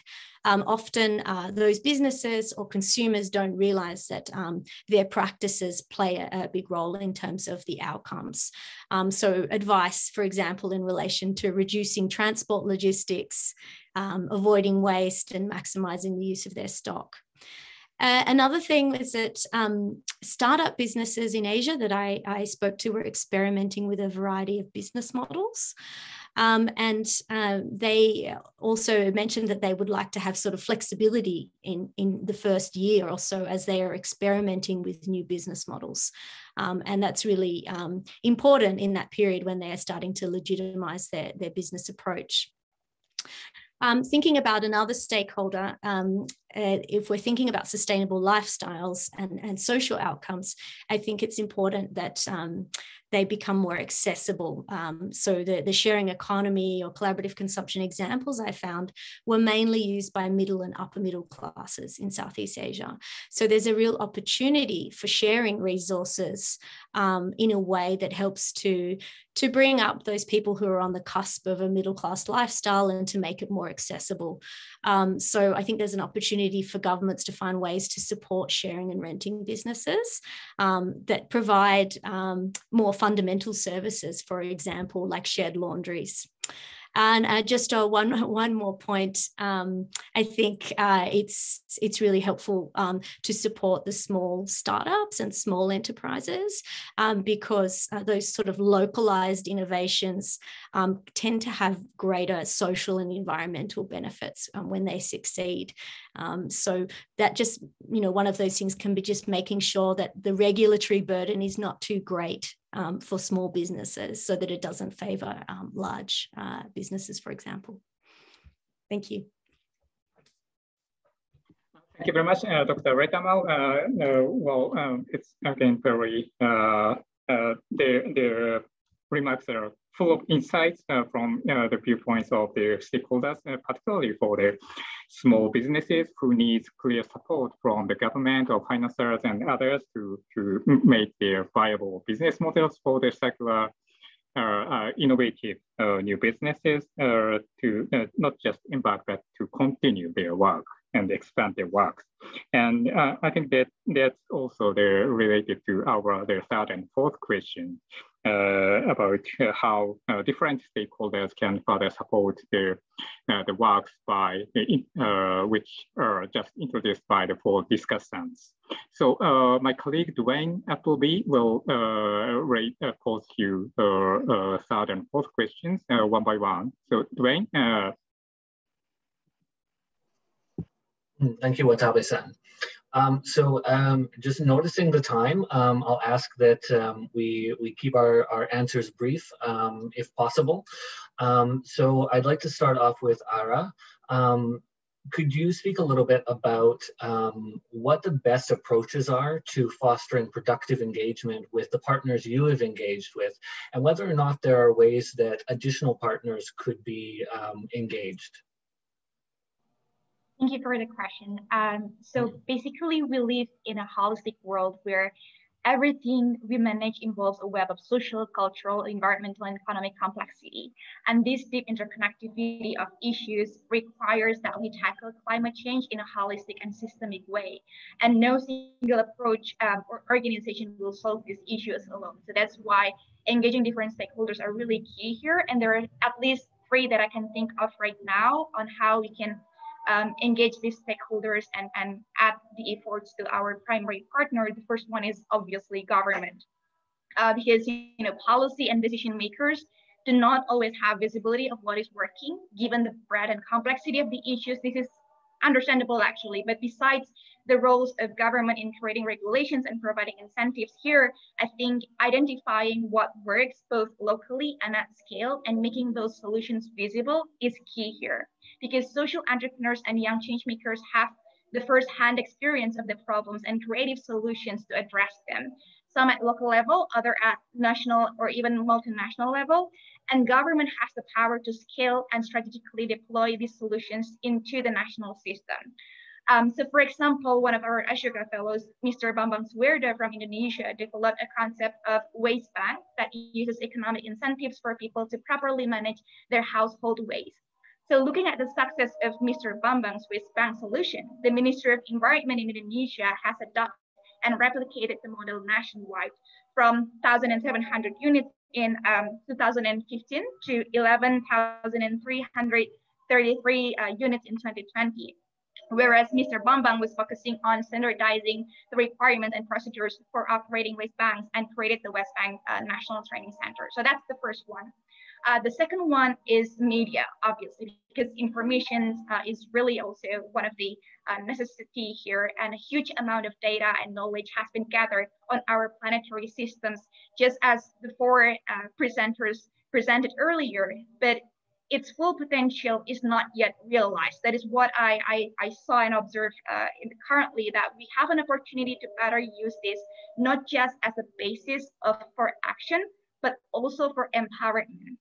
Technical knowledge and data should be made more widely available in formats that are understandable and relatable to a variety of citizens that can also concretely make use of this knowledge and implement solutions in their daily life.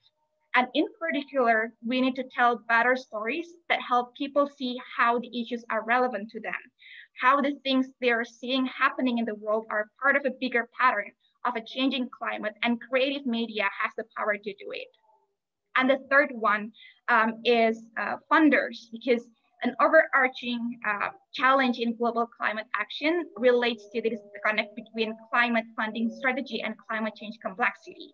And a research by ClimateWorks Global Intelligence estimated that currently climate-related costs receive less than 2% of the total global philanthropic giving. And donors and investors often prefer short-term projects with quantifiable results. They will more likely to fund technical inventions or a direct service over collaborative approaches that address the interconnectivity of environmental, social, economic issues over a multi-year time frame. And it is understandable that under such overwhelming pressure and urgency, we tend to gravitate towards solutions that prioritize speed. However, I do think that we must zoom out and recognize that addressing the complexity of these issues necessitates a systems approach that corresponds to the scale and interconnectedness of the problem.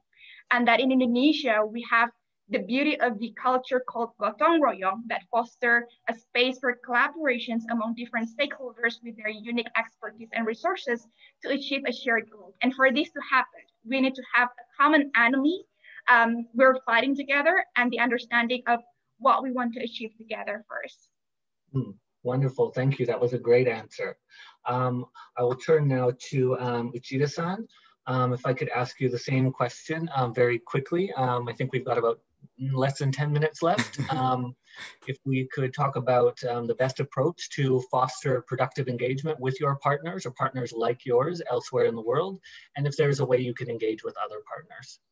Yeah, thank you so much. So basically, in Japan, in terms of environmental policy, we have a history where the national laws and regulation is actually coming from the local actions. So actually, many of the environmental policies that the nation states have in Japan is actually originates from the local actions from citizens' activity and local governments responding to that, and then the national government level up to the national policy. And same thing is happening in the climate change sphere. And I think, so if the issue is locally recognized, I think the governments can act and change. And I've been hearing a lot of participants mentioning about the government's role. And I think that also involves local government role. But I would like to throw a question to people because I think, you know, under the name of leadership, I think local governments can take leadership and can make a change, facilitate the change. But at the same time, in a democratic system, if people are not understanding and not knowledgeable about the issue, it's rather difficult and rather, how do I say, controversial, even if the government is just leading without any explanation to an understanding of the local government, local people. So it goes hand in hand. And I think, of course, local government have a responsibility for sharing information, facilitating the process. But at the same time, I think that other partners, other stakeholders have also a responsibility to level up these issues in a bigger social context and consider government, local government as a partner, understanding the different roles and responsibility that these different stakeholders take, and then creating the environmental of collaboration. From my work, I'm actually collecting a lot of successful cases of local governments in Japan, and also international cases. And many cases, if you don't have collaborative relations, and if you don't understand the different roles that these stakeholders take, and if you don't work together, then usually we don't have a successful case. So I think this is a very key point, that regardless of where you're from, which part of the world, this is required as an essential aspect if you want to actually move things in a way that is more sustainable. Thank you.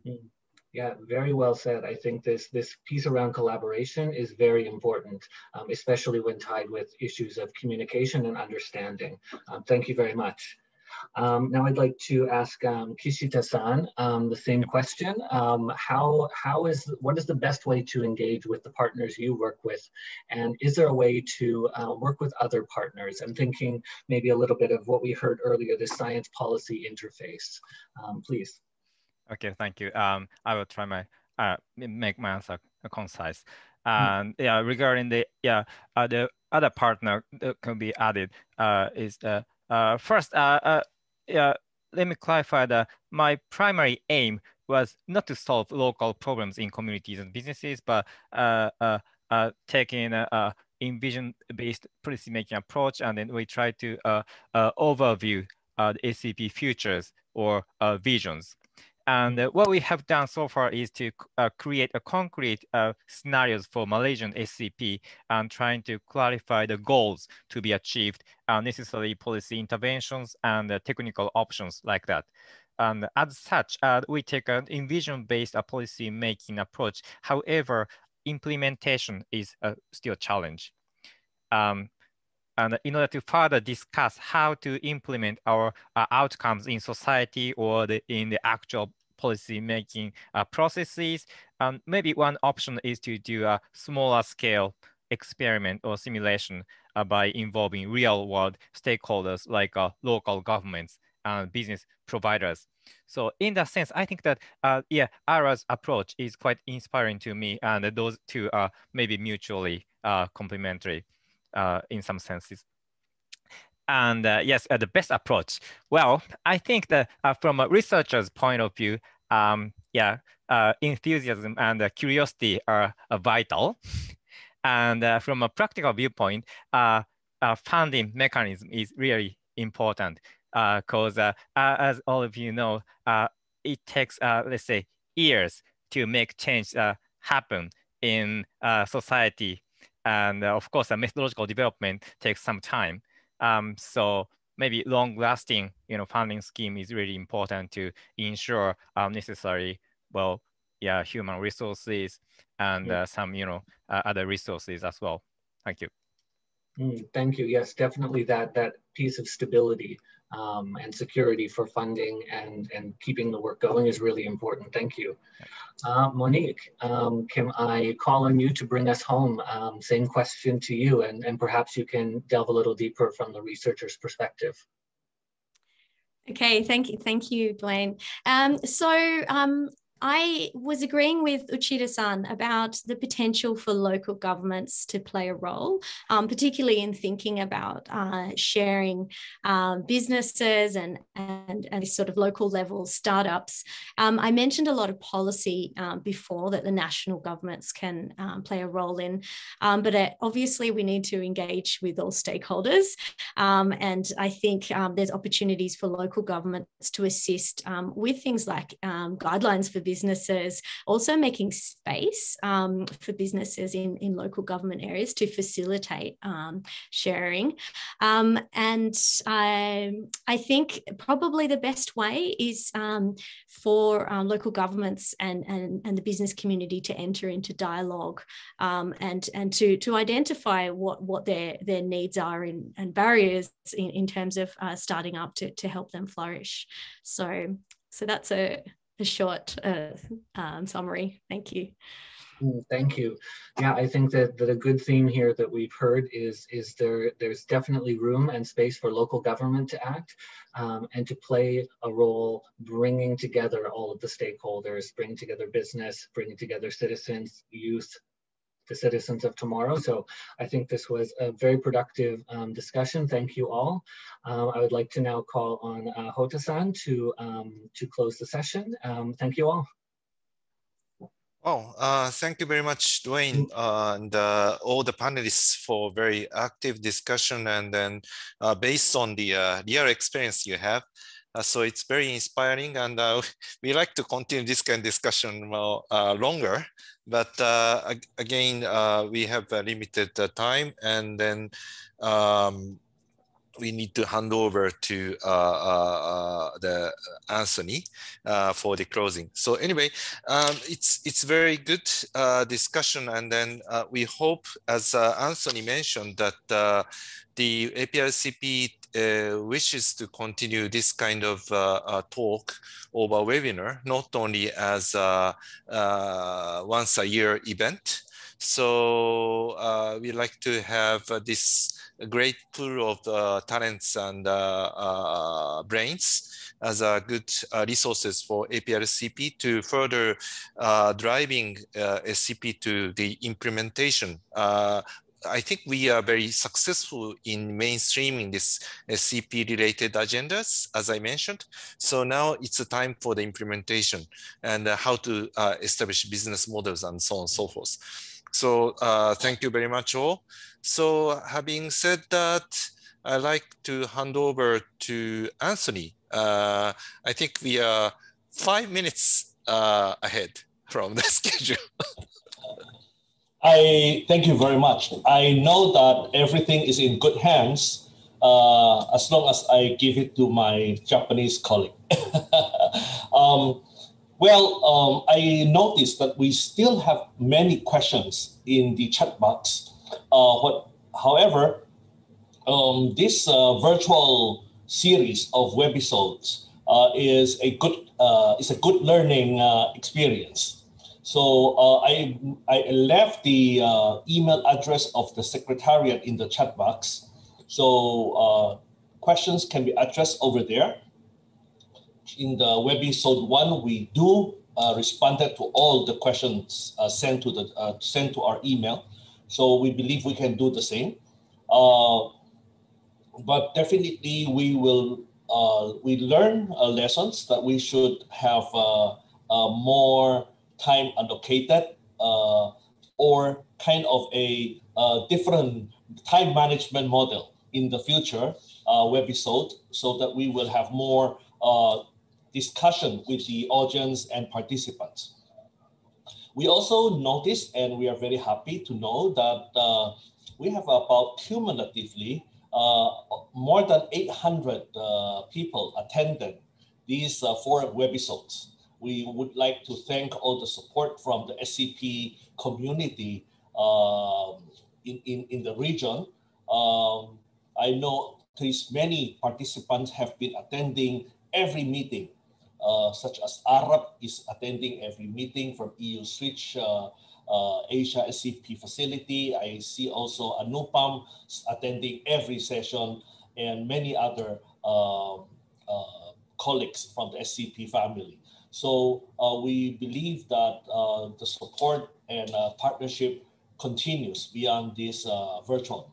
So for those who were not able to attend all the 4 webisodes, meaning the webisode 1, 2, and 3, I'm very glad that the rapporteur for each of the webisodes 1, 2, and 3 are very nice, and they are willing to give you a 5 to 8 minutes recap of what are the highlights in their webisode. So may I invite the rapporteur of webisode 1, Dr. Jonah, to present a recap or summary of webisode 1. Hello, good afternoon, everyone. Let me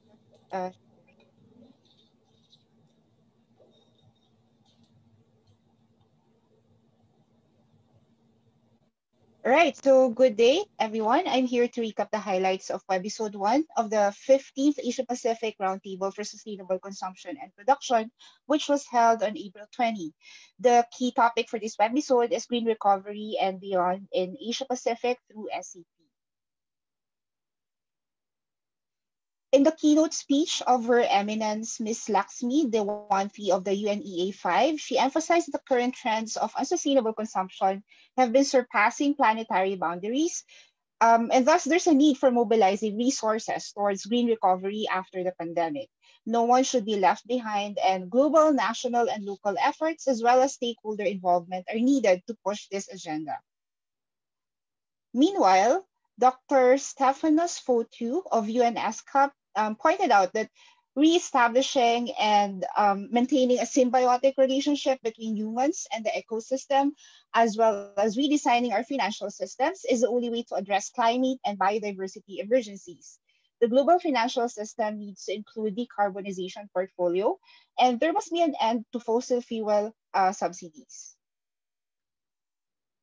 Dr. Dechen Chering of UNEP pointed out the urgency to accelerate our progress towards the 2030 agenda, which can be achieved by channeling sustainable and green recovery efforts, such as building public transport systems, energy efficient retrofitting, and cutting subsidies to coal, creating opportunities for green jobs, as well as focusing on sustainable lifestyle approaches must also be incorporated in environmental actions. Dr. Remy Van Berkel of UNIDO reiterated that embracing circular economy means that we have to stop living beyond our planetary needs. The way forward is through resource circularity, efficiency, and switch. He also shared that industrial resource efficiency is a good starting point to broaden manufacturing excellence in preparation for digital transformation and Industry 4.0.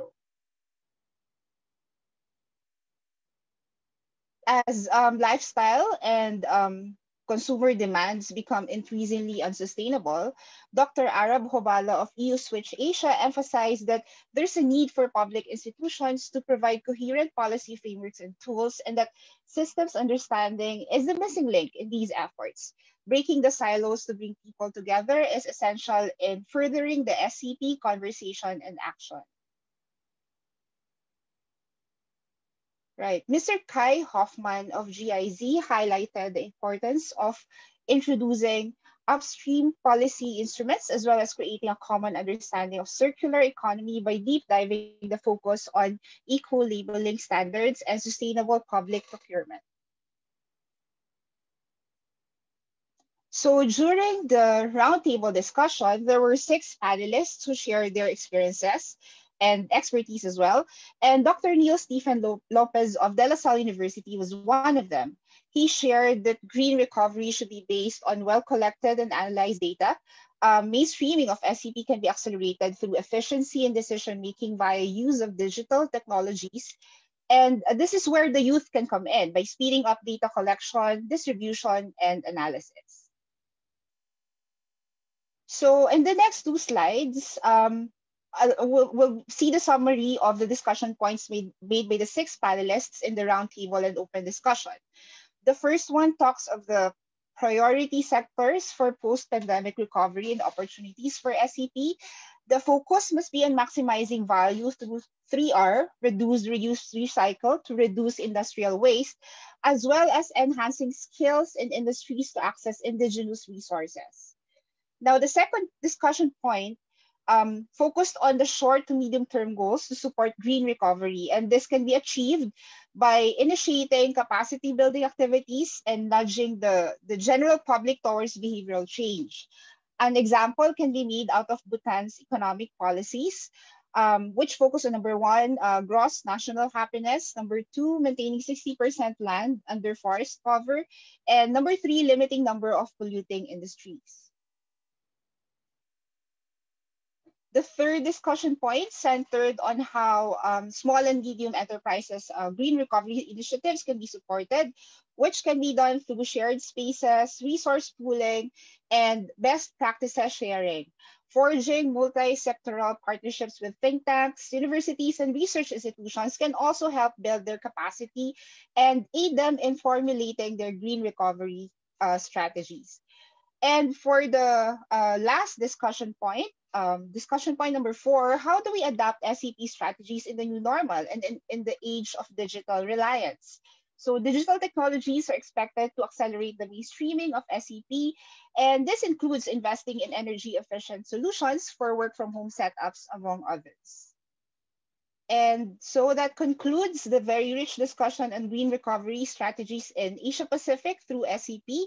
And of course, it ended with the obligatory photo session with all the resource speakers, panelists, and organizers. Thank you very much. Thank you, Jonna. You may now exit the share, and I invite the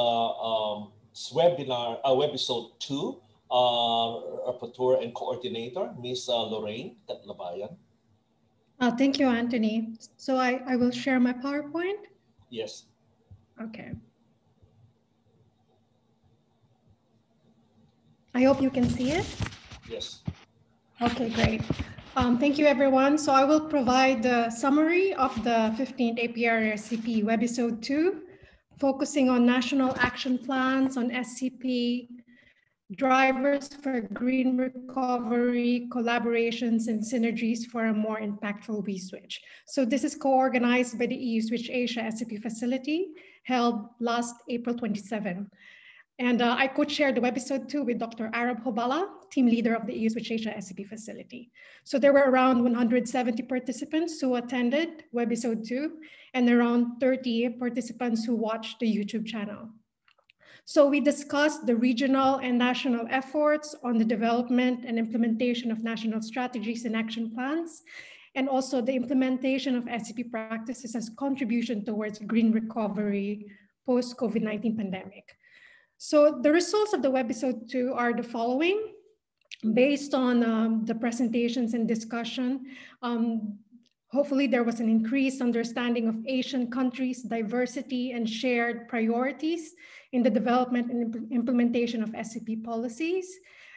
Various countries also shared their experiences on the challenges and opportunities in developing and implementing the National Action Plan or roadmaps on SCP. And there were recommendations from various experts were provided on how SCP policymaking efforts can support green recovery. There was also a discussion on potential cooperation and what needs to be done for SCP to move forward and implemented on the ground. So just to highlight some key messages from some of the speakers, from Mr. Noor Abdi Wardoho, who is the president of the APRSCP Board of Trustees. He mentioned that the decision makers in Asia Pacific are increasing sustainable development in terms of showing increased awareness. So, however, he mentioned that political will and participation from all stakeholders are still needed to translate this into action, to scale up work on SCP and achieve systemic transformative change.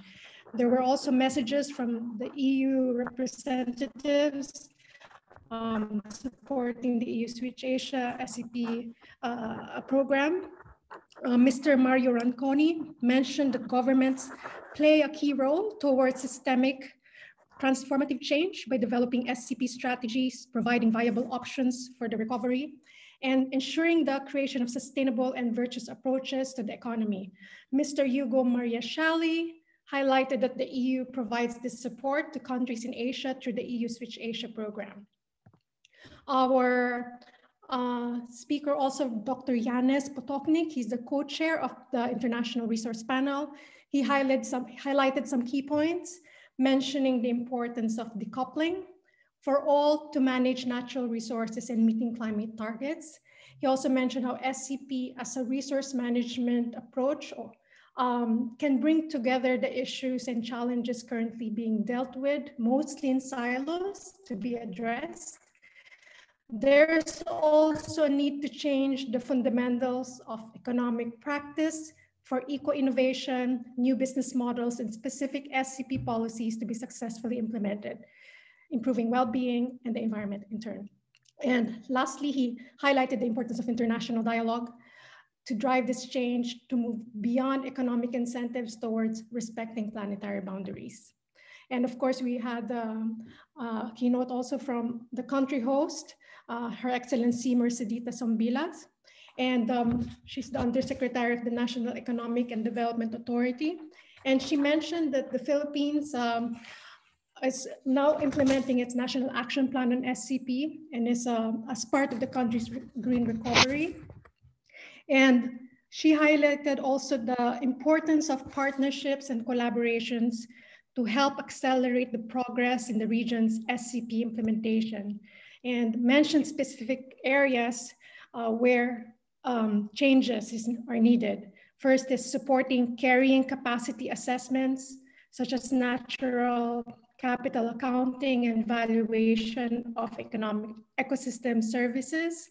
Second is the use of innovative technologies and digital and smart infrastructure for managing the environment and natural resources. And lastly, the need for interventions to steer behavioral change for both the public and private sector, including those related to circular economy, green technologies, and innovative business models.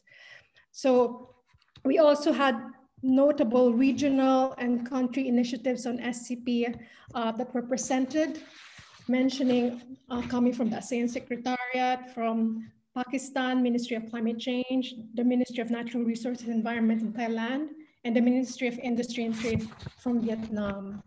And just to highlight a few, there was a mention of the current development of an SCP ASEAN framework, and also the countries mentioned provided their experiences in developing and implementing their national action plans, roadmaps on SCP, and the various project initiatives currently being undertaken by on SCP, supported by various organizations such as Switch Asia, IGES, and so forth. We also had panel speakers, notable panel speakers from the EU, from the One Planet Network, from the Thai SCP network, the Center for Central Asia, CAREC, and also from the Institute for Global Environmental Strategies. So the key messages from presentations and discussions are as follows. It looked at how to scale up work on SCP, not just as an approach, but also a systemic process involving all stakeholders. And this can be done if there's a management of resources, targeting, addressing systemic decarbonization and approach and decoupling. And it was very much highlighted the need to promote engagement with the scientific community, to be able to link science and policy to steer behavioral change. And there was mention of the importance of the value chain approach as a methodology for catalyzing science-based policy actions on SCP. And there's a need for framework of SCP. That's why we discuss about the importance of national action plans and roadmaps on SCP, where there are ways on implementing SCP by the use of innovative tools. And also, it was highlighted that on implementing SCP policies, there needs to be a better monitoring system. And this can be done through cross-government coordination and also in partnership with stakeholders. So it is important to continually share country experiences and draw lessons. So we hope we can go beyond this and continue this, this platform for sharing experiences on developing and implementing national action roadmaps. So just a few more key messages. There's just improvement of information and communication, the need for financial resources, promoting public-private partnerships, and also providing support, enabling SMEs, very critical, and also looking at the partnerships, cooperation from global, regional, national, and local level, and to have that shared commitment to work towards driving the change through SCP. So that's it. Thank you very much. Thank you very much, Lorraine. Now may I invite Dr. Okay, you may now exit the sharing. And may I now invite Dr. Rutt? Yes, good. And I will be the, okay, just a moment. I am going to share the documents.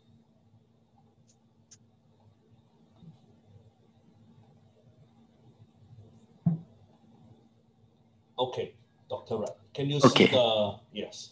Yes, thank you, Anthony. So this is a summary of the Webisode 3 on policy instrument for upstream circular economy, which is just finished last week. And we coordinate with the GIZ. Next slide, please. Okay, this is the participant that registered 170 from 20 countries. You can see that, you know, on the website, WebEx, 36% is from the public sector and 22% from private and academic, and only a small amount from NGO and others. So we quite have a good number. And we also have about 70 participants via the Facebook also. Next, please. So we divided into 3 sections. The first one is the opening session. Is welcoming remark by Dr. Ulf Jekyll from the Germany, and opening remark from myself, you know, from the APRSCP Foundation, and the keynote presentation by Mr. Kai Hoffman from GIZ. The key messages from this is that EU Green Deal and Circular Economy Action Plan, you know, has been issued to ensure circular economy in all EU countries, and the target of EU by the 2030 on resource emission are quite related to the topic that we talked in the session, which is the GPP, eco-labeling, and circular economy. APRSCP output has been used, you know, as a major input for the global decision-making process during the past 24 years. And the 15 APRSCP, which is focused on the pre-recovery and policy science interface. The session that we focus on GPP, eco-labeling, and circular economy are the key issue for the policy instrument upstream circular economy. However, there are discussion about the circular economy barrier, which is the fair market price, which is not account in the product, in the service. This is the external cost that paid by the society. So we need the upstream policy, like, to raise awareness, GBP, eco-labeling, ISO, circular economy innovation, EPR, something like that. Next slide, please. The second session is on the session 1. We focus on the green public procurement and eco-labeling, which is, we said that it's one of the powerful instruments to drive the circular economy. The speaker is Mr. Serhat Pagras from Germany, and also Mr. Chin Yu Chin from Taiwan. We also have 2 panelists, Ms. Vilasini from GIZ, and also Mr. Augustine Ko from Malaysia. The moderator is Dr. Chayot Bunyagit from the APRSCP board member. Next slide, please. So I will talk about each session in summary, and then key challenges, and also the recommendation. For summary, from the session, we said that both GBP and EL clearly support circular economy, but not at significant level yet. Example of GBP that supports circular economy is the European Green Deal, European Circular Economy Action Plan, European Union Product Policy Framework, circular procurement. For Taiwan, they have a Taiwan 2020 target that the public, the Public Construction Commission that issued in the year 2020, that unnecessary restriction on recycled material should be established in the public construction case. And we have also the example of the EL that support the circular economy, which is eco-design, increase recycled content in the plastic in every materials, and also extended producer responsibility. Next, please. For key challenges issue from the session that mentioned that different development stage of green public procurement and eco-labeling, also circular economy in Asia-Pacific region. In some developing countries, there are weak policy or no legal framework at all to support. And has been mentioned that some eco-labeling, has a high cost, and also no circular economy product standard in the regional level yet. Next, please. So suggestion and recommendation from the session: we should set up a clear and strong policy to support green public procurement, eco-labeling, and circular economy. We should initiate strong business model for circular economy. We should create a SCP network at the national level to promote GBP, eco-labeling, and circular economy. The awareness raising for this issue very important for relevant stakeholder. Capacity building for green procurer very important. We should set the standard for the circular economy product and service at the country level and also at the regional level. And last but not least, is we should initiate harmonization of eco-labeling products. Next, please. So the last slide, the last session, we talk about the creating new pathway for toward the circular economy. This is has been discussed, focused on the plastic pollution. The speaker is Dr. Vijan from Thai SCP Network and Mr. Simon Marvin from the Incubation Network. The panelist is Mr. Navneet Chadha from IFC World Bank, and also Mr. Achawat Charansin is the entrepreneur, the chairman of the eTran groups. Moderator is the Mr. Sena Pirenis from the APRSCP board member also. Next, please. So summary of this, Dr. Vijan mentioned about the Thailand experience on circular economy under the National Bio, Circular and Green Economic Model. So he focused on the circular economy and driving mechanism on 3 key sectors, which is agri-food, plastic packaging, and also building material construction. Also mentioned about the plastic pollution that use application for closing the loop approach with the public-private partnership. and also mentioned about the roadmap on circular economy for the plastic pollution. For the incubation network, talking about the activity to prevent the leakage of plastic to the oceans. So there are two key mentioned about the driving through the networking and of entrepreneurship and policy work. Also the policy barrier experience that sharing among the entrepreneurs. For the IFC, they focus on the policy and standard from the environment, from the investment perspective. And plastic recycle, should be treated as not the waste management solution, but the circular economy solution. On the entrepreneurial perspective, the government should have the role to promote circular economy. And with the strong circular economy policy, government can increase employment and competitiveness advantage of the business. Next slide, please. On the key challenges issue, mentioned about the no regional harmonized standard for plastic recycle, not enough knowledge sharing and awareness creation platform, less stakeholder engagement in policy development, and lastly, need government policy support and participation of private sector, especially young entrepreneurs. Next, please. So the suggestion and recommendation from this session, which is the last session of the Webisode 3, the plastic recycle should not be classified as the waste management solution, but should be treated as the circular economy solution which have the economic benefit. To solve the plastic pollution problem, we need all reduce, reuse, recycle, which is a 3R as the total solution. Recycle content standard and design for 3R standard are very important and should be harmonized in the region because of the economic of scale. Government roles in promoting circular economy. The first one is to promote collaboration among different stakeholders.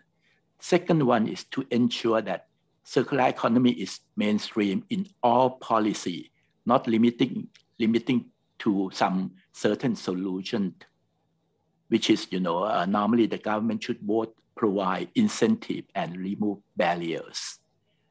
With the existing online platform, collaboration and networking has become quite easy. Many young entrepreneurs are engaging in dialogue. So government should create an enabling environment and step aside. That this is the a recommendation from the young entrepreneurs. So all of this is just the short, brief summary. What we have done during the 2.5-hour episode. The more detail you can see from the final, report from the APRSCP on the website and also from the Facebook, I believe. Thank you very much. Thank you very much, Dr. Rutt. So as I mentioned, this 2021 15th APRSCP should have been held in Cebu in February of 2021.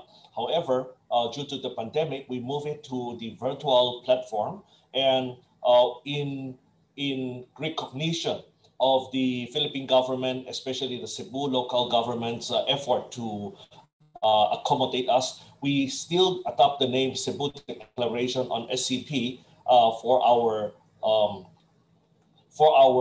output of these 4 series of Webisode. The main message of the Cebu Declaration has 2 parts. First one is on the innovative transition through green future development. A green future in Asia Pacific is a regional society that values sound science and evidence. As the new normal begins to take shape, this is a util growth paradigm driven at the crossroad with the digital transformation and industrial revolution 4.0 to enable sustainable consumption and production patterns through innovation and to accelerate harmonization of development with nature. Asia and the Pacific is home to a young force and the small and medium enterprises.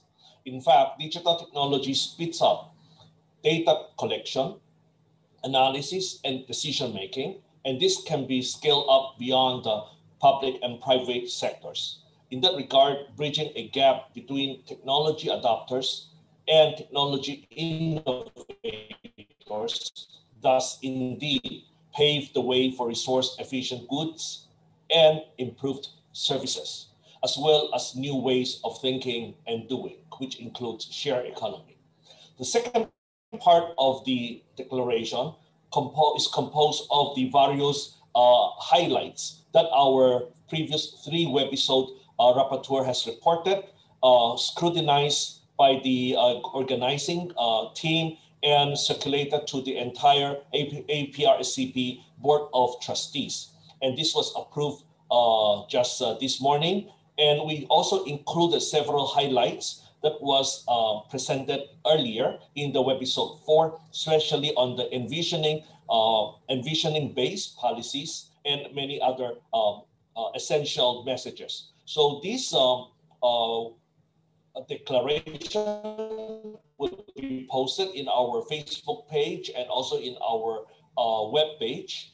And we welcome some of the participants to give some of your comments and feedback. We will wait for one more week, meaning this coming Tuesday next week. Then we will finalize, especially if we have missed some important messages from our speakers in Webisode 4. So without further ado, we would like to play and continue to play, and is committed to enhancing the collaborations with the partners, including the governments through the national focal points for SDG 12, the SCP, UN Environment, UNIDO, UNDP, UNCRD, who are the major partners, and One Planet Network. Other major partners include ASEAN, EU Switch, Asia, GIZ, IGES, etc. In fostering and facilitating SCP implementation in the Asia and Pacific region, APRSCP is also committed to continue channeling the voice of SCP stakeholders in Asia and the Pacific region at relevant international fora, and fostering Asia-Pacific participation in the multi-stakeholder collaboration in SCP through partnership with the One Planet Network. With that said, as a concluding report of all the 4 webisodes, may I now invite our President Adi, to give the closing message. Yes. Thank you, Anthony. Can you hear me? Yes. Would you like me to share your PowerPoint, or you will do it yourself? Yes, I will read my remarks. Yeah, thank you. And so we would like to appreciate and congratulate our host country, the Philippines, as the successful host for our 15th conference of APRSCP. And we acknowledge with appreciation of the attendance of Honorable Mr. Fortunato de la Peña, the Secretary of Department of Science and Technology of the Philippines, Honorable Attorney Jonas Leones, Undersecretary, Department of Environmental and Natural Resources, Philippines, and also Madame Mercedita Sombila, Undersecretary, National Economic and Development Authority of the Philippines. We'd like also to appreciate my colleagues, APRSCP Board of Trustees and executives of APRSCP Foundation, and also to all the partners to APRSCP 15th Conference, UNESCAP, UNEP, UNIDO, UNCRD, the One Planet Network, ASEAN Secretariat, EU Switch Asia, IGES, GIZ, and also to my colleague, Chair of the conference, Professor Anthony Chu, and his wonderful team of the De La Salle University of the Philippines. And as we recall the theme of this conference, the Green Recovery and Beyond in Asia Pacific through SCP. And with the Cebu Declaration, as just presented by the chair of the conference, let us move forward together and stronger in the implementation of SCP to pursue our prosperity and well-being through enhancing collaboration among community of SCP practice in the Asia-Pacific region. APRSCP will deliver the summary report and key messages from this 15th conference to UNEP, the One Planet Network, the partners of our conference, SCP stakeholders in Asia-Pacific region through the APRSCP network. We also revitalized the APRSCP. We have just renewed the APRSCP Board of Trustees and the Executive Committee with the term of service to 2021 until 2022, and would like to congratulate Mr. Sanjay Kumar of the Ministry of Railways of India as elect president, and Dr. Yasuhiko Kota of ICHES Japan as elect vice president, and also with APRSCP Board of Trustees, where we have the 9 continuing board members and 8 new board members from the Asia Pacific region. And so from the screen that we introduce you with the names of the board members and also with the president and the vice president of the APRSCP. Looking ahead and across, APRSCP is interested in exploring new areas for advancing SCP, including business models, digitalization, youth movement, mobilization of funding, etc. And now, I have the honor to announce the 15th conference of APRSCP. APRSCP has the honor to accept the invitation by Sri Lanka as our host country for the 16th conference of APRSCP in November 2022.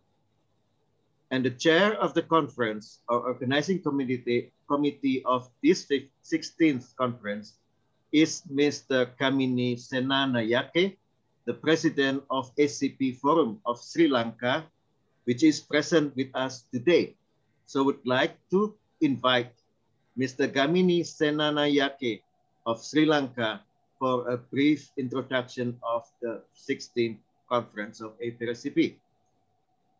Mr. Senanayake, you have the floor. Mr. Kamini, do you have the access? Yes. I do not. Okay. Yeah. Okay. Thank you very much. Thank you very much. Good afternoon, everyone. Good evening, everyone. Board of Trustees of APRSCP Executive Committee, headed by the President, Honorable General Secretary General, Board of Advisors, and the members. It is with profound gratitude we wish to thank you all for selecting Sri Lanka as the host country for the 16th APRSCP Roundtable, which is due in November 2022. We are very fortunate to be the host when APRSCP celebrates its 25th anniversary after a very successful and illustrious journey started in 1997. We had the rare opportunity of hosting this prestigious event in 2010 at the 9th APRSCP Roundtable, which was chaired by one of the past president of APRSCP, Engineer Sena Piris, who is one of the pioneering members of the Board of Trustees, who will from now onwards will be serving as one of the members of the advisory board. We are also very happy to understand that my colleague, Mr. Nimal Perra from Sri Lanka, has been voted as a member of the Board of Trustees from now onward.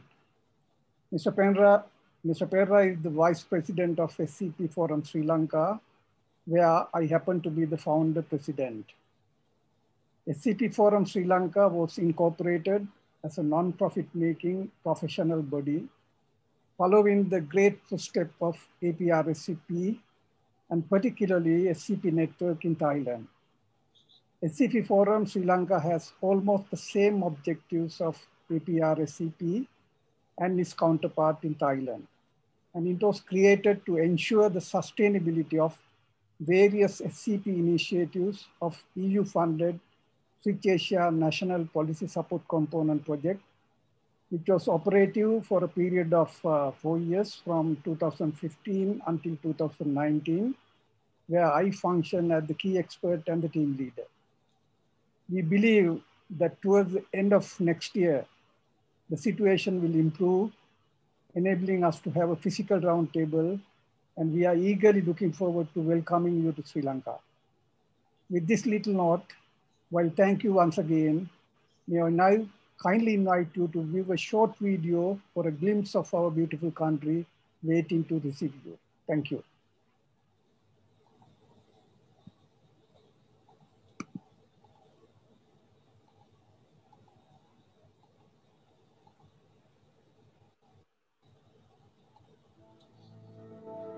Our history isn't in the past. Our heritage isn't our better times. Our culture isn't done being defined. It's in the air. It's in the earth. It's in the waters. As it has been for thousands of years. As it still is this morning. Sri Lanka isn't a place, it's a marvel, a brave new world that wasn't made by the rules. She's a rebel of nature. She's a blessing of imagination, of untold innovation and resilience. Let's tell the story of Sri Lanka with the same courage this island was born of. It's in how we love, how we believe, how we protect, how we share, how we feast, and how we heal. As we dismiss strangers by making them friends. Because that stuff of stars that is beneath our feet, the brilliance that makes the monsoon waltz around lush hills and save itself to soothe scorched plains. The wonder that makes the salty seas nurture jungles of pure paradise. And the wild beauty that stays fierce and vibrant even as time tries to quieten it is in us. And now it's time to show the world Sri Lanka as it has always been, but never been realized before.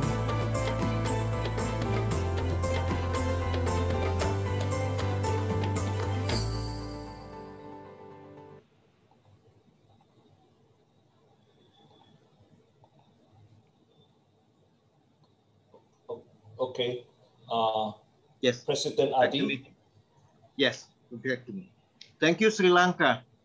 We wish that the pandemic will be over, and we can join you in Sri Lanka in person. That would be very lovely. Thank you, Sri Lanka.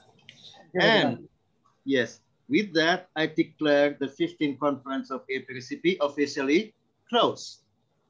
I, as the president, and Dr. Vanak Chun of Cambodia as the vice president, hand over the leadership of APRSCP to the new president and vice president of APRSCP, Mr. Sanjay Kumar and Dr. Yasuhiko Kota. Yeah. And thank you so much to all for wonderful collaboration with the board and executive committee and the foundation, advisors, all partners, and our constituents SCP network in Asia Pacific region during our term of service with APRSCP. I thank you. Thank you. Thank you very much. You, Anthony. Thank you. Thank you very much. And we are very much influenced in learning the on-time habit of Japan. So back to Japan, Dr. Hota. Just a moment, Dr. Yes. Anthony. Yes, Vice President. I thank you very much indeed for your great jobs and well done, the very successful conference of the 15th APRSCP. And we managed to have the Cebu declarations. It's very powerful in this period of the urgency and the problems everywhere. And your great integrated team and also the government of the Philippines, all the integrated ministries and officer and your secretariat, and for the successful well management of this virtual online digital conference. It's ever and happened the first time in the history of the APRSCP. It kind of the very successful, can be a signal for the celebration of the next roundtable in Sri Lanka. And I do agree with the President Adi and congratulate the new President Mr. Sanjay and Dr. Hota for being the Vice President. And I would like to also to hand over my Vice President post to Dr. Hota. I thank you very much. Thank you very much, Vice President Dr. Vanak. And now back to the Webisode 4 organizing team, Dr. Hota. Yeah, thank you very much for all the participants and the panelists and the speakers to participating in this Webisode 4 and also closing event. I myself is a little bit surprised and overwhelmed for this new job, but I like to support Dr. Sanjay's presidency and also with support from all the board members and also the supporters of APRSCP.